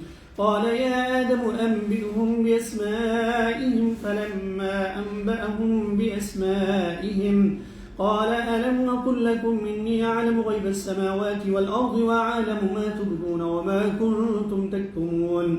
وإذ قلنا للملائكة اسجدوا لآدم فسجدوا إلا إبليس أبى واستكبر وكان من الكافرين. وقلنا يا آدم اسكن أنت وزوجك الجنة وكلا منها رغدا حيث شئتما ولا تقربا هذه الشجرة فتكونا من الظالمين. فأزلهما الشيطان عنها فأخرجهما مما كانا فيه وقلنا اهبطوا بعضكم لبعض عدو ولكم في الأرض مستقر ومتاع إلى حين. فتلقى آدم من ربه كلمات فتاب عليه إنه هو التواب الرحيم. قلنا اهبطوا منها جميعا فإما يأتينكم مني هدى فمن تبع هداي فلا خوف عليهم ولا هم يحزنون. والذين كفروا وكذبوا بآياتنا أولئك أصحاب النار هم فيها خالدون. یہ آیات جو بھی آپ نے سنی ہیں یہ حضرت آدم کی تخلیق کا موضوع ہے. تخلیق انسان کس مقصد کے لیے ہوئی, وہاں اس وقت کیا واقعات پیش آئے. تو یہ ذکر جو ہے یہ واقعات جو قرآن میں متعدد جگہوں پہ بیان ہوئے, آگے بھی آئے گا کہیں اختصار کے ساتھ کہیں تفصیل کے ساتھ. اور اس وقت کو یاد کرو جب تمہارے رب نے فرشتوں سے کہا کہ میں زمین میں ایک خلیفہ بنانے والا ہوں. فرشتوں نے عرض کیا کیا تو اس زمین میں اس کو خلیفہ بنائے گا جو اس میں فساد پھیلائے گا اور خون ریزی کرے گا, اور ہم تیری حمد کے ساتھ تسبیح کرتے ہیں اور تیری تقدیس بیان کرتے ہیں. اللہ تعالیٰ نے فرمایا کہ میں وہ کچھ جانتا ہوں جو تم نہیں جانتے. اور اللہ نے آدم کو سارے کے سارے نام بتائے, پھر ان ناموں کو اس نے فرشتوں کے سامنے پیش کیا اور کہا فرمایا کہ ان ناموں کے بارے میں, ان لوگوں کے ناموں کے بارے میں مجھے بتاؤ اگر تم سچے ہو. انہوں نے کہا کہ تو ہی پاک ہے, ہمیں اس کے سوا کوئی علم نہیں ہے جو تو نے ہمیں سکھلایا, بے شک تو ہی جاننے والا اور دانا ہے. اللہ تعالیٰ نے فرمایا کہ اے آدم انہیں فرشتوں کو ان ناموں کے بارے میں بتاؤ. پھر جب آدم نے ان ناموں کا فرشتوں کو بتایا تو اللہ تعالیٰ نے فرمایا کہ کیا میں نے تمہیں کہا نہیں تھا کہ میں آسمان و زمین کے غیب کو جانتا ہوں اور اس کو بھی جانتا ہوں جو تم ظاہر کرتے ہو اور اس کو بھی جو تم چھپاتے ہو. اور اس وقت کو یاد کرو کہ جب ہم نے فرشتوں سے کہا کہ آدم کو سجدہ کرو تو سب نے سجدہ کیا سوائے ابلیس کے. اس نے انکار کیا اور تکبر کیا اور وہ انکار کرنے والوں میں ہو گیا, شامل ہو گیا. اور ہم نے کہا کہ اے آدم تم اور تمہاری بیوی اس جنت میں رہو اور اس سے بغیر روک ٹوک فراغت کھاؤ پیو جہاں تمہارا جی چاہے, بس اس درخت کے قریب نہ جانا ورنہ تم ظالموں میں سے ہو جاؤ گے. بس شیطان نے انہیں پھسلا کر اس درخت کا پھل کھلا دیا اور اس حالت سے انہیں نکال دیا جس میں وہ تھے. اور ہم نے کہا کہ تم یہاں سے نکل جاؤ, تم ایک دوسرے کے دشمن ہو اور تمہارے لیے زمین میں اب ٹھکانا ہوگا اور ایک وقت تک فائدہ اٹھانے کی جگہ. آدم نے اپنے رب سے کچھ کلمات سیکھے تو اللہ نے اس کی توبہ قبول کی, بے شک وہ توبہ قبول کرنے والا اور مہربان ہے. ہم نے کہا نکل جاؤ یہاں سے سارے کے سارے, بس اگر تمہارے پاس میری طرف سے ہدایت آئے تو جس نے میری ہدایت کی پیروی کی ایسے لوگوں کو نہ کوئی خوف ہوگا اور نہ وہ غمگین ہوں گے. اور جنہوں نے کفر کیا اور ہماری آیات کو جھٹلایا تو یہی لوگ آگ میں جانے والے ہیں, اس میں ہمیشہ ہمیشہ رہیں. تو اللہ تعالیٰ نے یہاں یہ واقعہ بیان کرتے ہوئے فرمایا کہ جب فرشتوں سے اللہ نے کہا کہ میں زمین میں خلیفہ بنانے والا ہوں, تو یہاں غور کریں کہ انسان کی تخلیق سے پہلے ہی منصوبہ کہتا ہے زمین میں خلیفہ بنانا. خلیفہ کہتے ہیں جو کسی کا نائب ہو, تو ظاہر اللہ کا کوئی نائب تو نہیں ہو سکتا. دوسرا معنی خلیفہ کا یہ ہوتا ہے کہ کسی کو کسی جگہ کوئی بادشاہ اپنی سلطنت کے اندر اختیار دیتا ہے, کچھ آزادی دیتا ہے, اختیار دیتا ہے, اس کو بھی خلیفہ کہتے ہیں. یہاں اس معنی میں خلیفہ ہے, یعنی اس کائنات کے اس حصے میں زمین میں اللہ تعالیٰ انسان کو پیدا کر کے اس کو آزادی دے گا, عمل کی اختیار دے گا. تو فرشتوں نے کہا کہ یہ اختیار اگر دیا گیا تو یہ تو خون ریزی کرے گا, فساد پھیلائے گا, اور اگر تخلیق کرنے کا مقصد یہ ہے کہ حمد و ثنا کرنی تو ہم تو کر رہے ہیں، تقدیس بیان کر رہے ہیں. یہ جو فرمایا کہ ہم حمد کے ساتھ تسبیح کرتے ہیں، تو تسبیح ہے اللہ تعالیٰ کو ہر عیب نقص کمزوری سے پاک قرار دینا. ہم سبحان اللہ جو کہتے ہیں یہ تسبیح ہے، اور الحمدللہ یہ حمد ہے. تو تسبیح اکیلی کافی نہیں ہے کہ اللہ ہر عیب نقص سے پاک ہے، لیکن ساتھ حمد. حمد کیا ہے؟ تعریف. اللہ کی تعریف بھی کریں، اس کی تعریفیں بھی ہوں اور اس کی تسبیح بھی ہو. تو پھر اللہ تعالیٰ نے فرشتوں کا جو اندیشہ تھا اس کو ختم کرنے کے لیے آدم کو نام کچھ بتلائے، پھر انہی ناموں کو فرشتوں کے سامنے پیش کیا کہ یہ نام کس کے ہیں. تو فرشتوں کا ہم نہیں جانتے، تو حضرت آدم کو اللہ تعالیٰ نے بتا دیا تھا یہ نام کس کے ہیں. تو پھر آدم کو کہا کہ بتائیں ان کو یہ کون ہے. تو حضرت آدم نے وہ نام بتا دیے. تو وہ نام کس کے تھے؟ وہ نام انبیاء کے تھے جو آنے والے تھے آدم کی اولاد میں سارے. فرشتوں نے کہا نا کہ انسان کو اختیار دے کے آزادی دے کے چھوڑا جائے گا تو یہ فساد پھیلائے گا. تو پورا منصوبہ ان کے سامنے نہیں تھا. تو اللہ تعالیٰ نے وہ لسٹ دے دی کہ یہ سارے رسول آئیں گے، نبی آئیں گے، ان کی رہنمائی کریں گے. تو اس لیے جو تم اندیشہ دار کر فساد پھیلائے گا، تو ساتھ ہم نے یہ رہنمائی کا، ہدایت کا بھی انتظام کیا. تو اس کے بعد پھر فرشتوں کو حکم ہوا کہ آدم کو سجدہ کریں. سب نے سجدہ کیا، ابلیس نے نہیں کیا. تو پہلی چیز یہ ہے کہ ابلیس آیا فرشتوں میں تھا؟ نہیں، فرشتوں میں نہیں تھا. تو جو لوگ کوشش کرتے ہیں کہ نہیں وہ تھا تو جن، لیکن وہ جی عبادت کر کے فرشتوں میں شامل ہو گیا، تو ایسا نہیں ہوتا کہ کوئی جن عبادت کر کے فرشتوں میں شامل ہو جائے، یا انسان جن بن جائے یا فرشتہ بن جائے. جن پیدا کیے گئے ہیں عبادت کے لیے اور انہیں اختیار دیا گیا ہے انسان کی طرح، نافرمانی بھی کر سکتے ہیں اور فرما برداری بھی جیسے انسان ہے. فرشتوں کو یہ اختیار نہیں ہے، تو کوئی جن فرشتوں میں شامل نہیں ہو سکتا. باقی یہ کہ جب فرشتوں کو حکم ہوا تو فرشتے تو بڑے ہیں، تو جن ان سے کم تر ہیں، تو ظاہر ہے چھوٹے بھی شامل ہیں، جن بھی شامل تھے. اور یہ سجدے کا حکم تھا کس مقصد کے لیے؟ کہ انسان نے جب زمین میں اختیارات اپنے استعمال کرنے تھے تو اس کا واسطہ فرشتوں سے بھی پڑنا ہے. فرشتے اللہ کے حکم سے کام کر رہے ہیں، اس کے اعمال لکھ رہے ہیں، اس کی حفاظت کر رہے ہیں، ساری ڈیوٹیاں دے رہے ہیں جیسے پولیس فوج ہوتی ہے. اور جن بھی موجود تھے یہاں.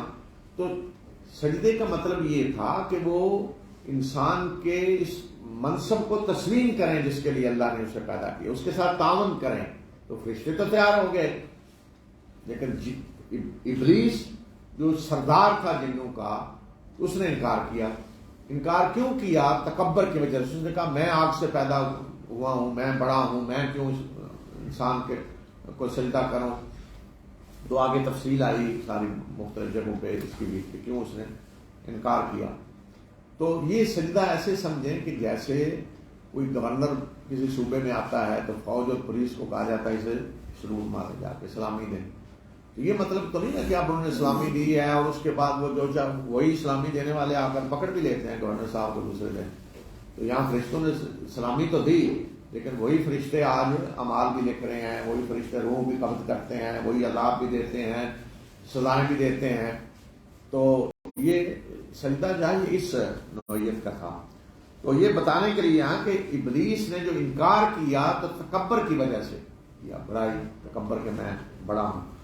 پھر اس کے بعد دنیا میں باقاعدہ امتحان شروع ہونے سے پہلے اللہ تعالیٰ نے ایک جگہ ٹھہرایا آدم کو، الجنہ کا. جنت کہتے ہیں باغ کو.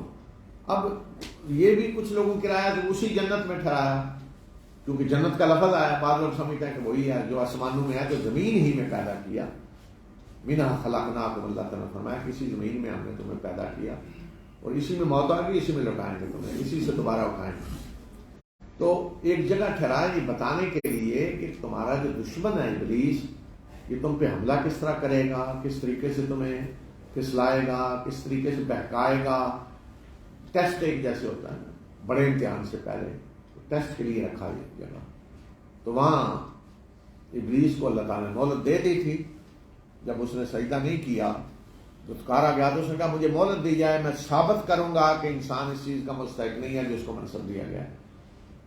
تو اللہ تعالیٰ مہلت دی، ٹھیک ہے جو گھوڑے دوڑانے ہیں دوڑا لو، جو کچھ کرنا ہے کر لو. تو اللہ تعالیٰ نے اسے مہلت دی، تو اس نے اس ٹیسٹ میں ان آدم اور حوا کو ناکام کرنے کی کوشش کی۔ ٹیسٹ کیا تھا کہ یہ باغ ہے، اس میں سے جو چیز چاہو کھاؤ، بس ایک درخت متعین کر دیا، اس کے قریب نہیں جانا۔ جس طرح دنیا میں ہے ہر چیز تمہارے لیے ہے، جو چاہو کرو، کچھ چیزیں حرام ہیں، بس ان کے قریب نہیں جانا۔ تو ابلیس نے اسی درخت کو خوشنما بنایا، اس نے کہا یہی تو اصل درخت ہے، اس کا پھل کھاؤ گے تو ہمیشہ کی زندگی مل جائے گی، فرشتے بن جاؤ گے۔ تو آہستہ آہستہ سے وہ پھسلاتے پھسلاتے اس نے اس درخت کا پھل وہ نے کھلا دیا۔ تو جب پھل کھایا تو اللہ تعالیٰ نے پکارا کہ کیا میں تمہیں منع نہیں کیا تھا کہ اس درخت کا پھل نہ کھاؤ، تو ظالم بن جاؤ گے۔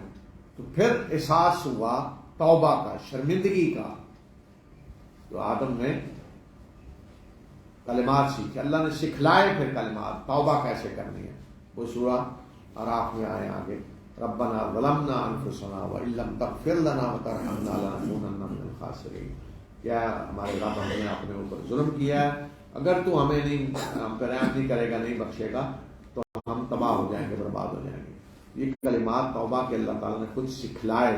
جب احساس ہوا توبہ کرنی ہے، شرمندگی ہوئی، تو خود اللہ تعالیٰ نے کلمات سکھلائے، پھر اللہ نے توبہ قبول کی، اور پھر نبی بنا کر اصل دنیا کے امتحان میں بھیجا۔ تو یہ جو تصور بنا ہوا ہے نا، حضرت آدم کو جی سزا کے طور پہ بھیج دیا گیا اور پھل کھانے کی سزا، یہ عیسائیوں کا یہ ایمان ہے، ان کا عقیدہ ہے، مسلمانوں کا یہ نہیں ہے۔ حضرت آدم سزا کے طور پہ دنیا میں آئے، وہ ایک نبی کی حیثیت سے آئے ہیں، پہلے انسان کی حیثیت سے آئے ہیں، خلیفہ بن کے آئے ہیں، اور اسی زمین میں خلیفہ بنانے کے لیے اللہ تعالیٰ نے پیدا کیا۔ بعض لوگ کہتے ہیں جی بس وہ حضرت آدم پھل نہ کھاتے تو ہم آرام سے موجیں کرتے، جنت میں ہی رہتے، حضرت آدم نے بس وہ پھل کھایا تو ہمیں دنیا میں آنا پڑا۔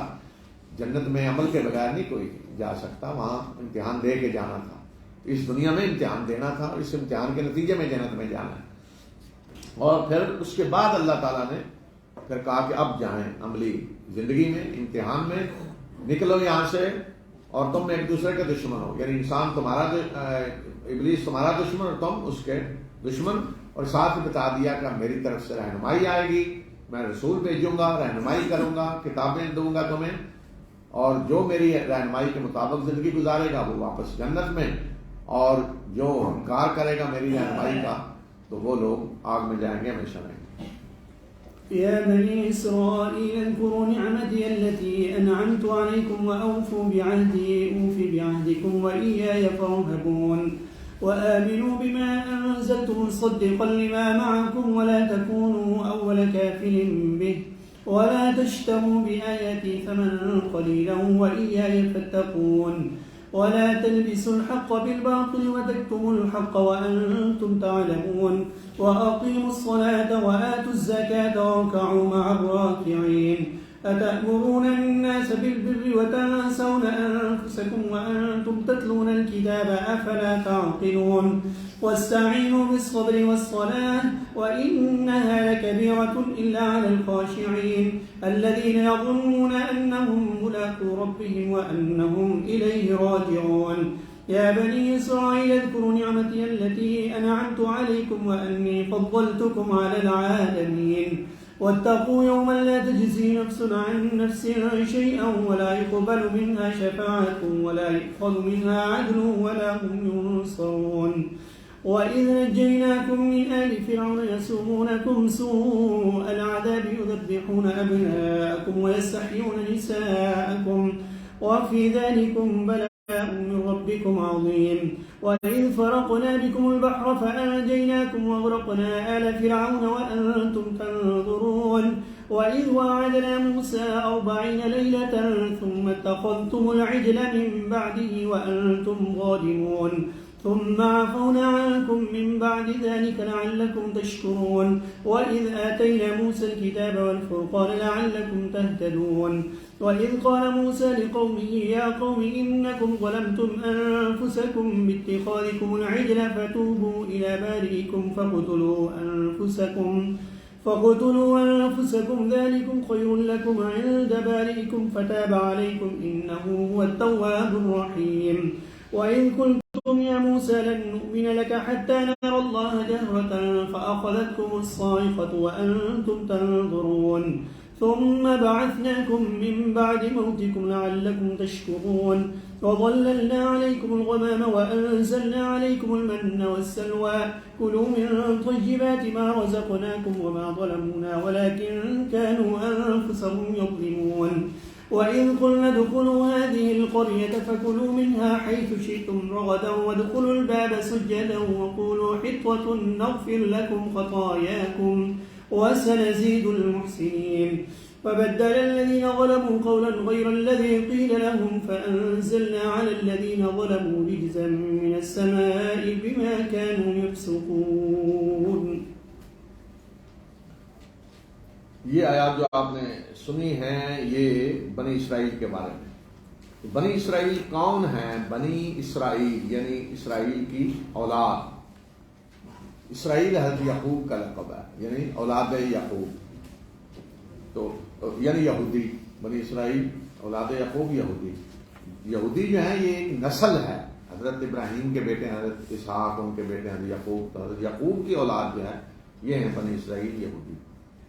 تو مدینہ میں رسول اللہ صلی اللہ علیہ وسلم جب ہجرت کر کے تشریف لائے تو یہودیوں کے 3 بڑے بڑے قبیلے تھے. یہ اپنے آپ کو کتاب کا وارث، انبیاء کی اولاد، انبیاء کے وارث یعنی مذہبی گروہ، علماء سارے، تو یہ ڈٹ کے مخالفت شروع کر دی انہوں نے رسول اللہ صلی اللہ علیہ وسلم کی. تو ظاہر ہے لوگ تو دیکھتے ہیں یہ تو جی مذہبی لوگ ہیں. آج مثلا فرض کریں کوئی آدمی نیا اٹھا ہے، کوئی عالم بات کرنے لگا ہے، تو جو پہلے علماء موجود ہیں لوگ انہیں جو جی بتائیں جی آپ جانتے ہیں دین کو، یہ باتیں کر رہے ہیں تو آپ کا کیا خیال ہے؟ تو لوگ ان سے پوچھتے تھے. تو جب یہ مخالفت کرتے تو اس کا اثر ہوتا لوگوں پہ. دیکھیں یہ جاننے والے مخالفت کر رہے ہیں جو کتابوں کو جانتے ہیں، نبیوں کو جانتے ہیں. پھر اس لیے ضروری تھا کہ ان کی حقیقت بھی بتائی جاتی اور انہیں مخاطب بھی کیا جاتا، ایمان کی دعوت دی جاتی، اور پیچھے تاریخ میں انہوں نے جو کچھ کیا، اللہ کی نافرمانیاں کی، وہ انہیں بتایا جاتا.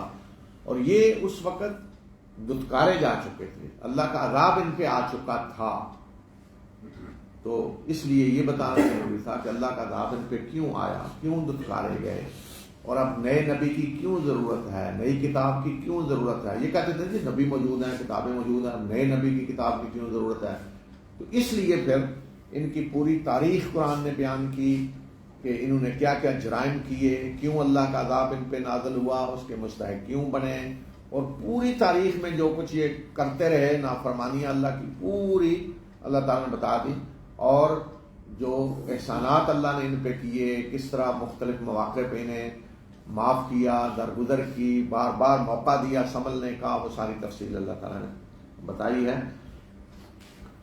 اے اسرائیل کی اولاد، میری اس نعمت کو یاد کرو جو میں نے تم پہ کی، اور میرے عہد کو پورا کرو. میں بھی تمہارے ساتھ کیے ہوئے اپنے عہد کو پورا کروں گا، اور مجھے ہی سے ڈرو، اور ایمان لاؤ اس پہ جو میں نے نازل کیا ہے، جو تصدیق کرنے والا ہے اس کی جو تمہارے پاس ہے یعنی تورات.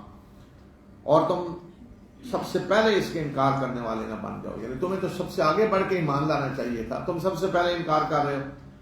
اور میری آیات کو تھوڑی قیمت میں نہ بیچو، اور مجھے سے ڈرو. میری آیات کو تھوڑی قیمت میں نہ بیچو یعنی دنیا کے بدلے میں نہ بیچو.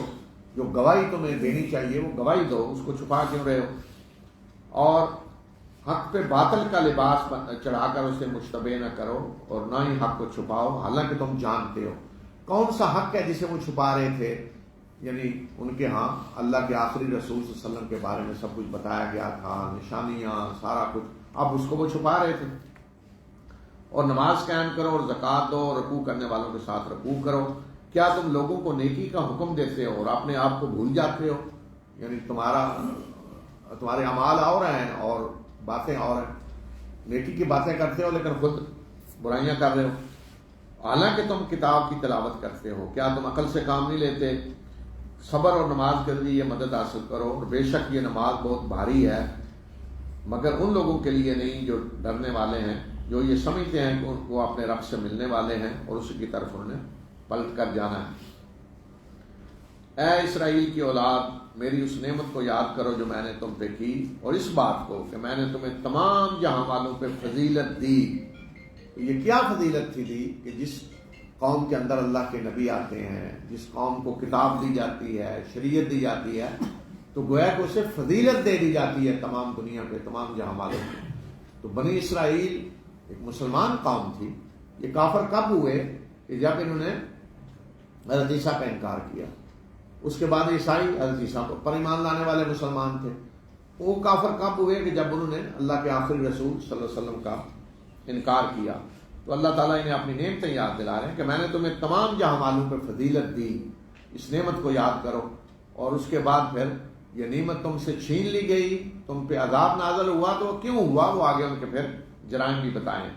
اور اس دن سے ڈرو کہ جس دن کچھ بھی کسی کے کام نہیں آئے گا، یعنی آخرت، اور نہ کسی کی طرف سے کوئی شفاعت قبول کی جائے گی، اور نہ کسی سے کوئی فدیہ لیا جائے گا، اور نہ ہی ایسے لوگوں کی کوئی مدد کی جائے گی۔ شفاعت قبول کی جائے گی۔ شفاعت وہ دنیا کے تصور میں جو ہے سفارش، تو ایسی کوئی سفارش قبول نہیں کی جائے گی کہ سفارش کرنے والا اٹھ کے کسی کی سفارش کر رہا ہے کہ یہ میرا بندہ ہے، اس کو چھوڑ دو، اور نہ ہی یہ کہ کسی کو کہا جائے گا فدیہ دے دو تو تمہیں چھوڑ دیا جائے گا، اور نہ کوئی مدد کے لیے آ جائے، کوئی زبردستی چھڑا کے لے جائے۔ تو یہ فرمایا کہ یہ وہ دن ہے کہ جس سے ڈرو۔ اب شفاعت ہوگی آخرت میں، کیسے ہوگی اس کے بارے میں انشاءاللہ آگے ہم ذکر کریں گے آیت الکرسی کی تفسیر میں۔ تو بنی اسرائیل یہی سمجھ بیٹھے تھے کہ ان کے لیے جنت بک ہو چکی ہے اور یہودی سارے جنت میں جائیں گے، آگے اللہ تعالیٰ نے بتایا۔ خبردار کیا کچھ دن سے ڈرو جس دن کوئی سفارش نہیں ہوگی اور کوئی فدیہ نہیں دیا جائے گا۔ اور اس کے بعد پھر اب بتایا جا رہا ہے کہ اللہ تعالیٰ کے احسانات ان پہ کیا ہیں، ان کا ذکر کیا۔ اور یاد کرو کہ جب ہم نے تمہیں آل فرعون سے نجات دی، وہ تمہیں برا عذاب دیتے تھے، تمہارے بیٹوں کو ذبح کرتے اور تمہاری عورتوں کو زندہ رہنے دیتے، اور اس میں تمہارے رب کی طرف سے بہت بڑی آزمائش تھی۔ یہ کب کا ذکر ہے؟ کہ جب بنی اسرائیل مصر میں تھے۔ بنی اسرائیل یعقوب کی اولاد ہے۔ مصر میں کب گئے؟ جب حضرت یوسف مصر میں گئے، تو جب وہ بادشاہ بنے، مصر کے حکمران بنے، تو اپنے خاندان کو مصر میں وہ لے آئے۔ تو اس کے بعد پھر حکومتیں جو مختلف بدلتی رہیں، تو ایک ایسا دور آیا کہ پھر بنی اسرائیل پہ کو ستانے لگے، حکمران سزائیں دینے لگے، خطرہ سمجھنے لگے۔ تو یہ اس وقت کا ذکر ہے۔ اور اس وقت کو یاد کرو کہ جب ہم نے تمہارے لیے سمندر کو پھاڑا اور ہم نے تمہیں نجات دی اور آل فرعون کو غرق کیا اور تم دیکھ رہے تھے۔ یہ اس وقت کی بات ہے جب مصر سے نکل رہے تھے بنی اسرائیل۔ اور اس وقت کو یاد کرو کہ جب ہم نے موسیٰ سے 40 راتوں کا عہد کیا اور تم نے اس کے جانے کے بعد بچڑے کو معبود بنا لیا اور تم ظالم تھے۔ یہ اس وقت کا ذکر ہے کہ جب موسیٰ کو کوہ طور پہ بلایا گیا، جب مصر سے نکل کر بنی اسرائیل گئے ہیں سرائے سینا میں، تو وہاں کتاب دینے کے لیے، تورات دینے کے لیے موسیٰ کو 40 دن کے لیے بلایا گیا۔ تو پیچھے انہوں نے ایک بچڑے کو، ایک سونے کا بچڑا بنایا اور اس کی پوجا شروع کر دی۔ تو یہ جرائم ہیں ان کے جن کا یہاں ذکر کیا جا رہا ہے۔ پھر ہم نے اس کے بعد، یعنی یہ حرکت کرنے کے بعد بھی تم سے درگزر کی تاکہ تم شکر ادا کرو۔ اور اس وقت کو بھی یاد کرو کہ جب ہم نے موسیٰ کو کتاب اور فرقان عطا کی تاکہ تم ہدایت پاؤ، یعنی یہ حرکت کرنے کے بعد بھی ہم نے درگزر کر کے تمہیں کتاب دی، یعنی تورات۔ اور اس وقت کو یاد کرو کہ جب موسیٰ نے اپنی قوم سے کہا کہ اے میری قوم، تم نے بچڑے کو معبود بنا کر اپنے اوپر ظلم کیا، تو اپنے خالق کے ہاں توبہ کرو اور اپنے لوگوں کو قتل کرو، یعنی جنہوں نے بچڑے کی پوجا کی ہے، شرک کیا ہے، ان کو قتل کرو۔ یہ تمہارے رب کے ہاں تمہارے لیے بہتر ہے۔ تو اس نے تمہاری توبہ قبول کی، بے شک وہ توبہ قبول کرنے والا اور مہربان ہے۔ تو جنہوں نے بچڑے کی پوجا کی تھی ان کے بارے میں حکم ہوا کہ ہر قبیلہ اپنے لوگوں کو قتل کرے، تاکہ کوئی یہ ایشو نہ کھڑا ہو کہ ہمارے آدمی کو فلاں نے قتل کر دیا۔ ہر قبیلہ خود اپنے لوگوں کو قتل کرے۔ تو اس سے اندازہ کریں کہ شرک اتنا بڑا جرم ہے اور کیسی بیماری ہے کہ جس کو گویا کہ اسلامی معاشرے میں برداشت نہیں کیا جاتا۔ تو اللہ تعالیٰ نے حکم دیا کہ قتل کر دیں ان کو جنہوں نے بچڑے کی پوجا کی ہے۔ اور اس وقت کو یاد کرو کہ جب تم نے کہا کہ اے موسیٰ، ہم تیری بات پہ اعتماد نہیں کریں گے جب تک کہ ہم اللہ کو اعلانیہ نہ دیکھ لیں۔ کوہ طور پہ گئے اور کہا کہ نہیں، ہم تو آنکھوں سے دیکھنا چاہتے ہیں اللہ تعالیٰ کو، اس کے بغیر ہم ایمان نہیں لائیں گے، تو تمہیں بجلی کے جھٹکے نے کرنٹ تمہیں آ پکڑا اور تم دیکھ رہے تھے، دیکھتے ہی دیکھتے جیسے کرنٹ لگتا ہے اس طرح تو گر پڑے، بے ہوش ہو گئے۔ تو پھر فرمایا کہ تمہارے مرنے کے بعد ہم نے تمہیں زندہ کیا تاکہ تم شکر ادا کرو۔ پھر اللہ نے گویا کہ مر گئے تھے زندہ کیا۔ اب آگے جس احسان کا ذکر ہے، جب مصر سے نکل کے صحرا سینا میں گئے ہیں، لاکھوں کی تعداد میں رہائش نہیں ہے، کھانے پینے کا کوئی انتظام نہیں ہے، تو وہیں ختم ہو جاتے ہیں۔ مصر سے تو نکل گئے لیکن کھلائیں کیسے لاکھوں لوگوں کو، پینے کا کیسے انتظام ہو، دھوپ میں مر جائیں گے۔ تو اللہ تعالیٰ نے سائے کا بھی انتظام کیا، کھانے کا، پینے کا، ان نعمتوں کا، احسانات کا اللہ تعالیٰ ذکر کر رہے ہیں کہ ہم نے تم پہ بادلوں کا سایہ کیا اور تم پہ من و سلوہ نازل کیا، ان پاکیزہ چیزوں میں سے کھاؤ جو ہم نے تمہیں رزق کے طور پہ دی ہیں۔ تو انہیں بتایا کہ تمہارے اسلاف نے ہم پہ ظلم نہیں کیا بلکہ وہ اپنے اوپر ظلم کیا کرتے تھے۔ من و سلوہ نازل کیا، بادلوں کا سایہ کر دیا کہ دھوپ سے نہ مریں، اور انتظام کھانے کا اللہ تعالیٰ نے یہ کر دیا۔ یہ سلوہ ایک بٹیر کی طرح کا پرندہ تھا، وہ اتنی کثرت سے ہوتے کہ آرام سے پکڑ کے انہیں وہ کھاتے، اور اوس جیسے پڑتی تو دانے من جسے کہا ہے وہ پھیل جاتے، انہیں اکٹھا کر کے پکاتے۔ تو لاکھوں لوگ اس طریقے سے گویا کہ شاہی مہمان ہیں، کھانا تیار انہیں مل رہا ہے، پرندوں کا گوشت کھا رہے ہیں، اور من مل رہا ہے، دانے گویا کہ جیسے گندم کے، تو انتظام سائے کا بھی ہو گیا ہے۔ تو اس کے باوجود فرمایا کہ انہوں نے نافرمانیاں کی، تو وہ نافرمانیاں کر کے ہمارے اوپر ظلم نہیں کیا بلکہ یہ اپنے اوپر ظلم کر رہے تھے۔ پھر ان کی تاریخ کا ایک واقعہ آگے بیان کیا کہ جب اسی دوران انہیں حکم ہوا کہ ایک بستی میں داخل ہو جاؤ، یعنی فتح کر کے داخل ہو جاؤ، لیکن جب داخل ہونا تو حتہ کہتے ہوئے داخل ہونا، فرمایا کہ اور جب ہم نے کہا کہ داخل ہو جاؤ اس بستی میں اور جہاں سے چاہو کھاؤ بغیر کسی روک ٹوک کے، اور بستی کے دروازے پہ سجدہ کرتے ہوئے داخل ہونا، اور یہ کہتے ہوئے کہ حتہ کا معنی درگزر، معاف کر، اے اللہ معاف کر دے، درگزر کر دے۔ فرمایا کہ ہم تمہاری خطاؤں کو بخش دیں گے اور نیکوکاروں کو مزید ہم اپنے فضل سے نوازیں گے۔ مگر جن لوگوں نے ظلم کیا انہیں جو بات کہی گئی تھی انہوں نے اس کو ایک اور بات سے بدل دیا، تو ان ظالموں پر ہم نے آسمان سے عذاب نازل کیا اس وجہ سے جو وہ نافرمانیاں کرتے تھے۔ تو بتایا کہ جگہ جگہ یہ نافرمانیاں کرتے رہے، انہیں کہا کہ اللہ سے معافی مانگتے ہوئے داخل ہونا، لیکن انہوں نے کچھ اور کہنا شروع کر دیا۔ اب یہ کہ اور کیا کہا یہ یہاں نہیں بتایا گیا۔ تو بعض مفسرین نے حتہ کے قریب لفظ ہے عربی میں ہنتا کہتے ہیں گندم کو، تو انہوں نے حتہ کی بجائے ہنتا کہنا شروع کر دیا۔ تو ویسے عبرانی زبان جو یہودیوں کی زبان ہے وہ عربی سے ملتی جلتی ہے، لہجہ بھی، کافی الفاظ بھی ایسے ہیں، ہو سکتا ہے یہ بھی، لیکن قرآن نے ذکر نہیں کیا کہ کون سا لفظ تھا۔ یہ بتایا کہ ظالموں نے جو لفظ کہا گیا تھا اس کو ایک اور لفظ سے بدل دیا، جس کی پھر انہیں سزا ملی کہ اللہ نے ان پہ عذاب نازل کیا۔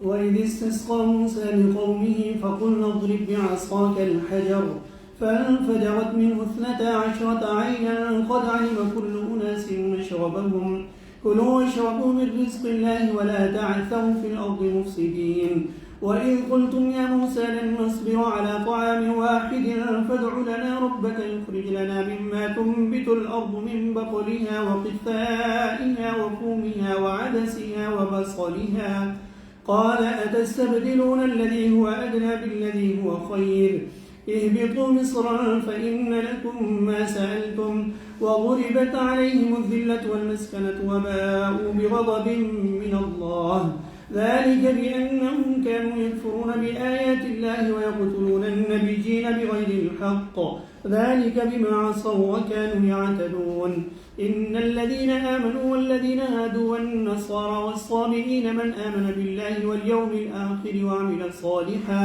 وعمل صالحا فلهم أجرهم عند ربهم ولا خوف عليهم ولا هم يحزنون وإذ أخذنا ميثاقكم ورفعنا فوقكم الطور خذوا ما آتيناكم بقوة واذكروا ما فيه لعلكم تتقون ثم توليتم من بعد ذلك فلولا فضل الله عليكم ورحمته لكنتم من الخاسرين ولقد علمتم الذين اعتدوا منكم في السبت فقلنا لهم كونوا قردة خاسئين فجعلناها نكالا لما بين يديها وما خلفها وموعظة للمتقين.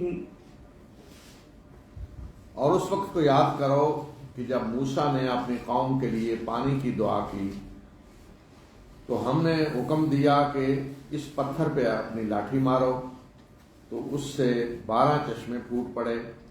تو ہر قبیلے نے اپنے پانی پینے کی جگہ معلوم کر لی. تو ہم نے کہا کہ کھاؤ اور پیو اللہ کے رزق میں سے اور زمین میں فساد پھیلانے والے نہ بنو. تو پیچھے بتایا نا کہ من و سلوہ کا کھانے کا انتظام اور سایہ اللہ نے بادلوں کا کر دیا، تو پانی کا انتظام بھی اللہ تعالیٰ نے کر دیا. 3 بنیادی ضرورتیں اللہ تعالیٰ نے پوری کر دی.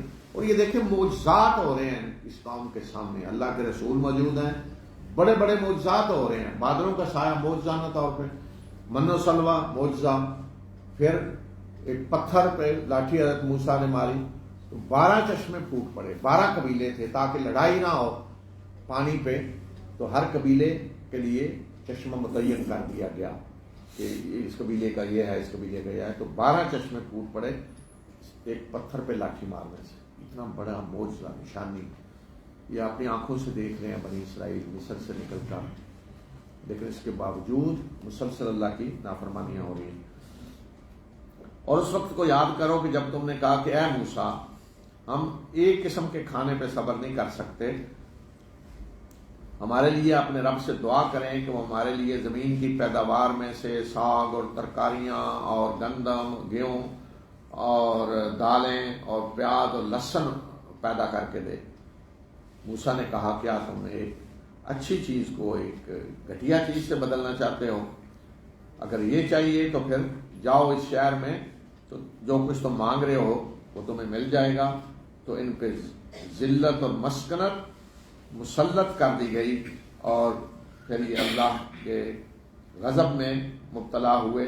اور یہ اس وجہ سے ہوا کہ یہ اللہ کی آیات کا انکار کیا کرتے تھے اور ناحق نبیوں کو قتل کرتے تھے. اور یہ اس وجہ سے ہوا یہ نافرمانیاں کرتے تھے اور حد سے تجاوز کیا کرتے تھے. تو اس کے بعد یہیں رہتے ہوئے صحرا سینا میں جب تھے تو من و سلوہ مل رہا ہے مفت میں سارا. انہوں نے کہا نہیں، ہم ایک قسم کے کھانے پہ نہیں صبر کر سکتے، روزانہ ایک ہی طرح کھانا مل رہا ہے، ہمیں وہ سارا کچھ چاہیے جو مصر میں تھا، ترکاریاں اور ساگ اور پیاز اور لہسن اور گیہوں اور یہ ساری چیزیں. تو حضرت موسیٰ نے کہا ٹھیک ہے، اگر یہ چاہیے تو پھر کسی شہر میں جاؤ. اب یہاں دیکھیں یہ کیا کہا ہے، اہبطوا مصرا. لوگ جو کہتے ہیں نا جی جنت آسمانوں میں تھی، تو وہ دلیل کیا دیتے ہیں کہ آیت نمبر 38 میں پیچھے جو ہم نے پڑھی نا حضرت آدم کے قصے میں، قُلْنَا اهْبِطُوا مِنْهَا اهْبِطُوا، وہ کہتے ہیں جی اہبطوا کا معنی آسمان سے نیچے اترنا، اوپر سے اترنے کے معنی میں بھی آتا ہے اور کسی جگہ سے نکلنے کے معنی میں بھی آتا ہے. تو اس لیے یہ نہیں کہ یہاں کوئی کہے جی آسمان سے حضرت آدم کو اتارا گیا، جس سے لوگ کہتے ہیں جی پتہ نہیں کہاں اترے اور پھر روتے رہے، اور یہ اس سے یہ ثابت نہیں ہوتا. یہاں دیکھ لیں یہی بات بنی اسرائیل کو کہی گئی ہے کیا کہ اہبطوا مصرا. یہاں یہ تو نہیں کہ اس وہ پیراشوٹ کے ذریعے شہر میں چلے جاؤ، نہیں کہا اہبطوا، یہاں سے نکل کر شہر میں چلے جاؤ، جہاں ہو اس سے نکل کر شہر میں چلے جاؤ. اہبطوا مصرا، کسی شہر میں چلے جاؤ اور پھر مل جائے گا جو مانگ رہے. تو اب آگے آیت بڑی اہم ہے، اگلا حصہ، وَضُرِبَتْ عَلَيْهِمُ الذِّلَّةُ وَالْمَسْكَنَةُ. یہ ہے جو عذاب بنی اسرائیل کو دیا گیا. یہ سارے جو جرائم یہ کرتے رہے، پھر فیصلہ اللہ تعالیٰ نے کر دیا کہ ذلت اور مسکنت، رسوائی ان پہ مسلط کر دی. ضربت کا معنی ہے جیسے جس طرح قرآن نے ایک تمثیل بیان کی ہے نا، یعنی جیسے مٹی آپ اٹھائیں اور دیوار پہ ماریں تو چپک جائے گی، مطلب چپکا دی گئی ان کے اوپر ذلت اور مسکنت. مسکنت یعنی مسکین، جو چاہے آ کے تھپڑ مارے کچھ نہیں کر سکتے، جیسے آج مسلمانوں کی حالت ہے، جو آ کے مار دے. ایک آدمی مسکین بے بس کھڑا ہو جو آئے جوتے مار لے، کو اپنا دفاع کر نہیں سکتے، اسے ادھر تھپڑ مارا ادھر مارا ادھر مارا. یہ بنی اسرائیل کا یہ حال ہے جو اللہ نے آخری سزا دی، تھوڑے تھوڑے کر کے پھینک دیے پوری دنیا میں. اور مسلسل پھر اللہ تعالیٰ ایسے لوگ ان پہ مسلط کرتا رہا جو عذاب دیتے رہے. آگے اس کی تفصیل آ رہی تھی. یہ ہے اصل سزا جو انہیں ملی. تو اللہ تعالیٰ نے یہ مسلط کر دی اور یہ قیامت تک کے لیے ہے. انہیں تھوڑا سا موقع ملتا ہے درمیان میں جیسے آج ملا ہوا ہے، لیکن یہ اللہ تعالیٰ نے کا فیصلہ کر دیا. اور یہ فرمایا کہ اللہ کے غضب میں گر گئے. کیوں اللہ کا غضب ہوا اس کی وجہ بتائی. ایک تو یہ کہ اللہ کی آیات کا انکار کرتے تھے، نہ حق نبیوں کو قتل کرتے رہے کہ جو بھی نبی ان کی خواہش کے خلاف پیغام لے کے آئے اسے قتل کر دیا. اللہ کی نافرمانیاں کرتے رہے، حد سے تجاوز کر. حد سے تجاوز کیا ہے کہ اللہ تعالیٰ نے حدود متعین کی. جیسے آپ دیکھتے ہیں ٹریفک میں یہ ریڈ سگنل ہے، یہ آگے نہیں جانا، کراس نہیں کرنا، یہاں نو انٹری ہے، ادھر داخل نہیں ہونا، نو پارکنگ ہے، یہاں گاڑی نہیں کھڑی کرنی. اسی طرح اللہ تعالیٰ نے بھی نظام دنیا میں جو بنایا ہوا ہے نا کہ یہ حدود کراس نہیں کرنی، یہ حرام ہے، اس کی طرف نہیں جانا.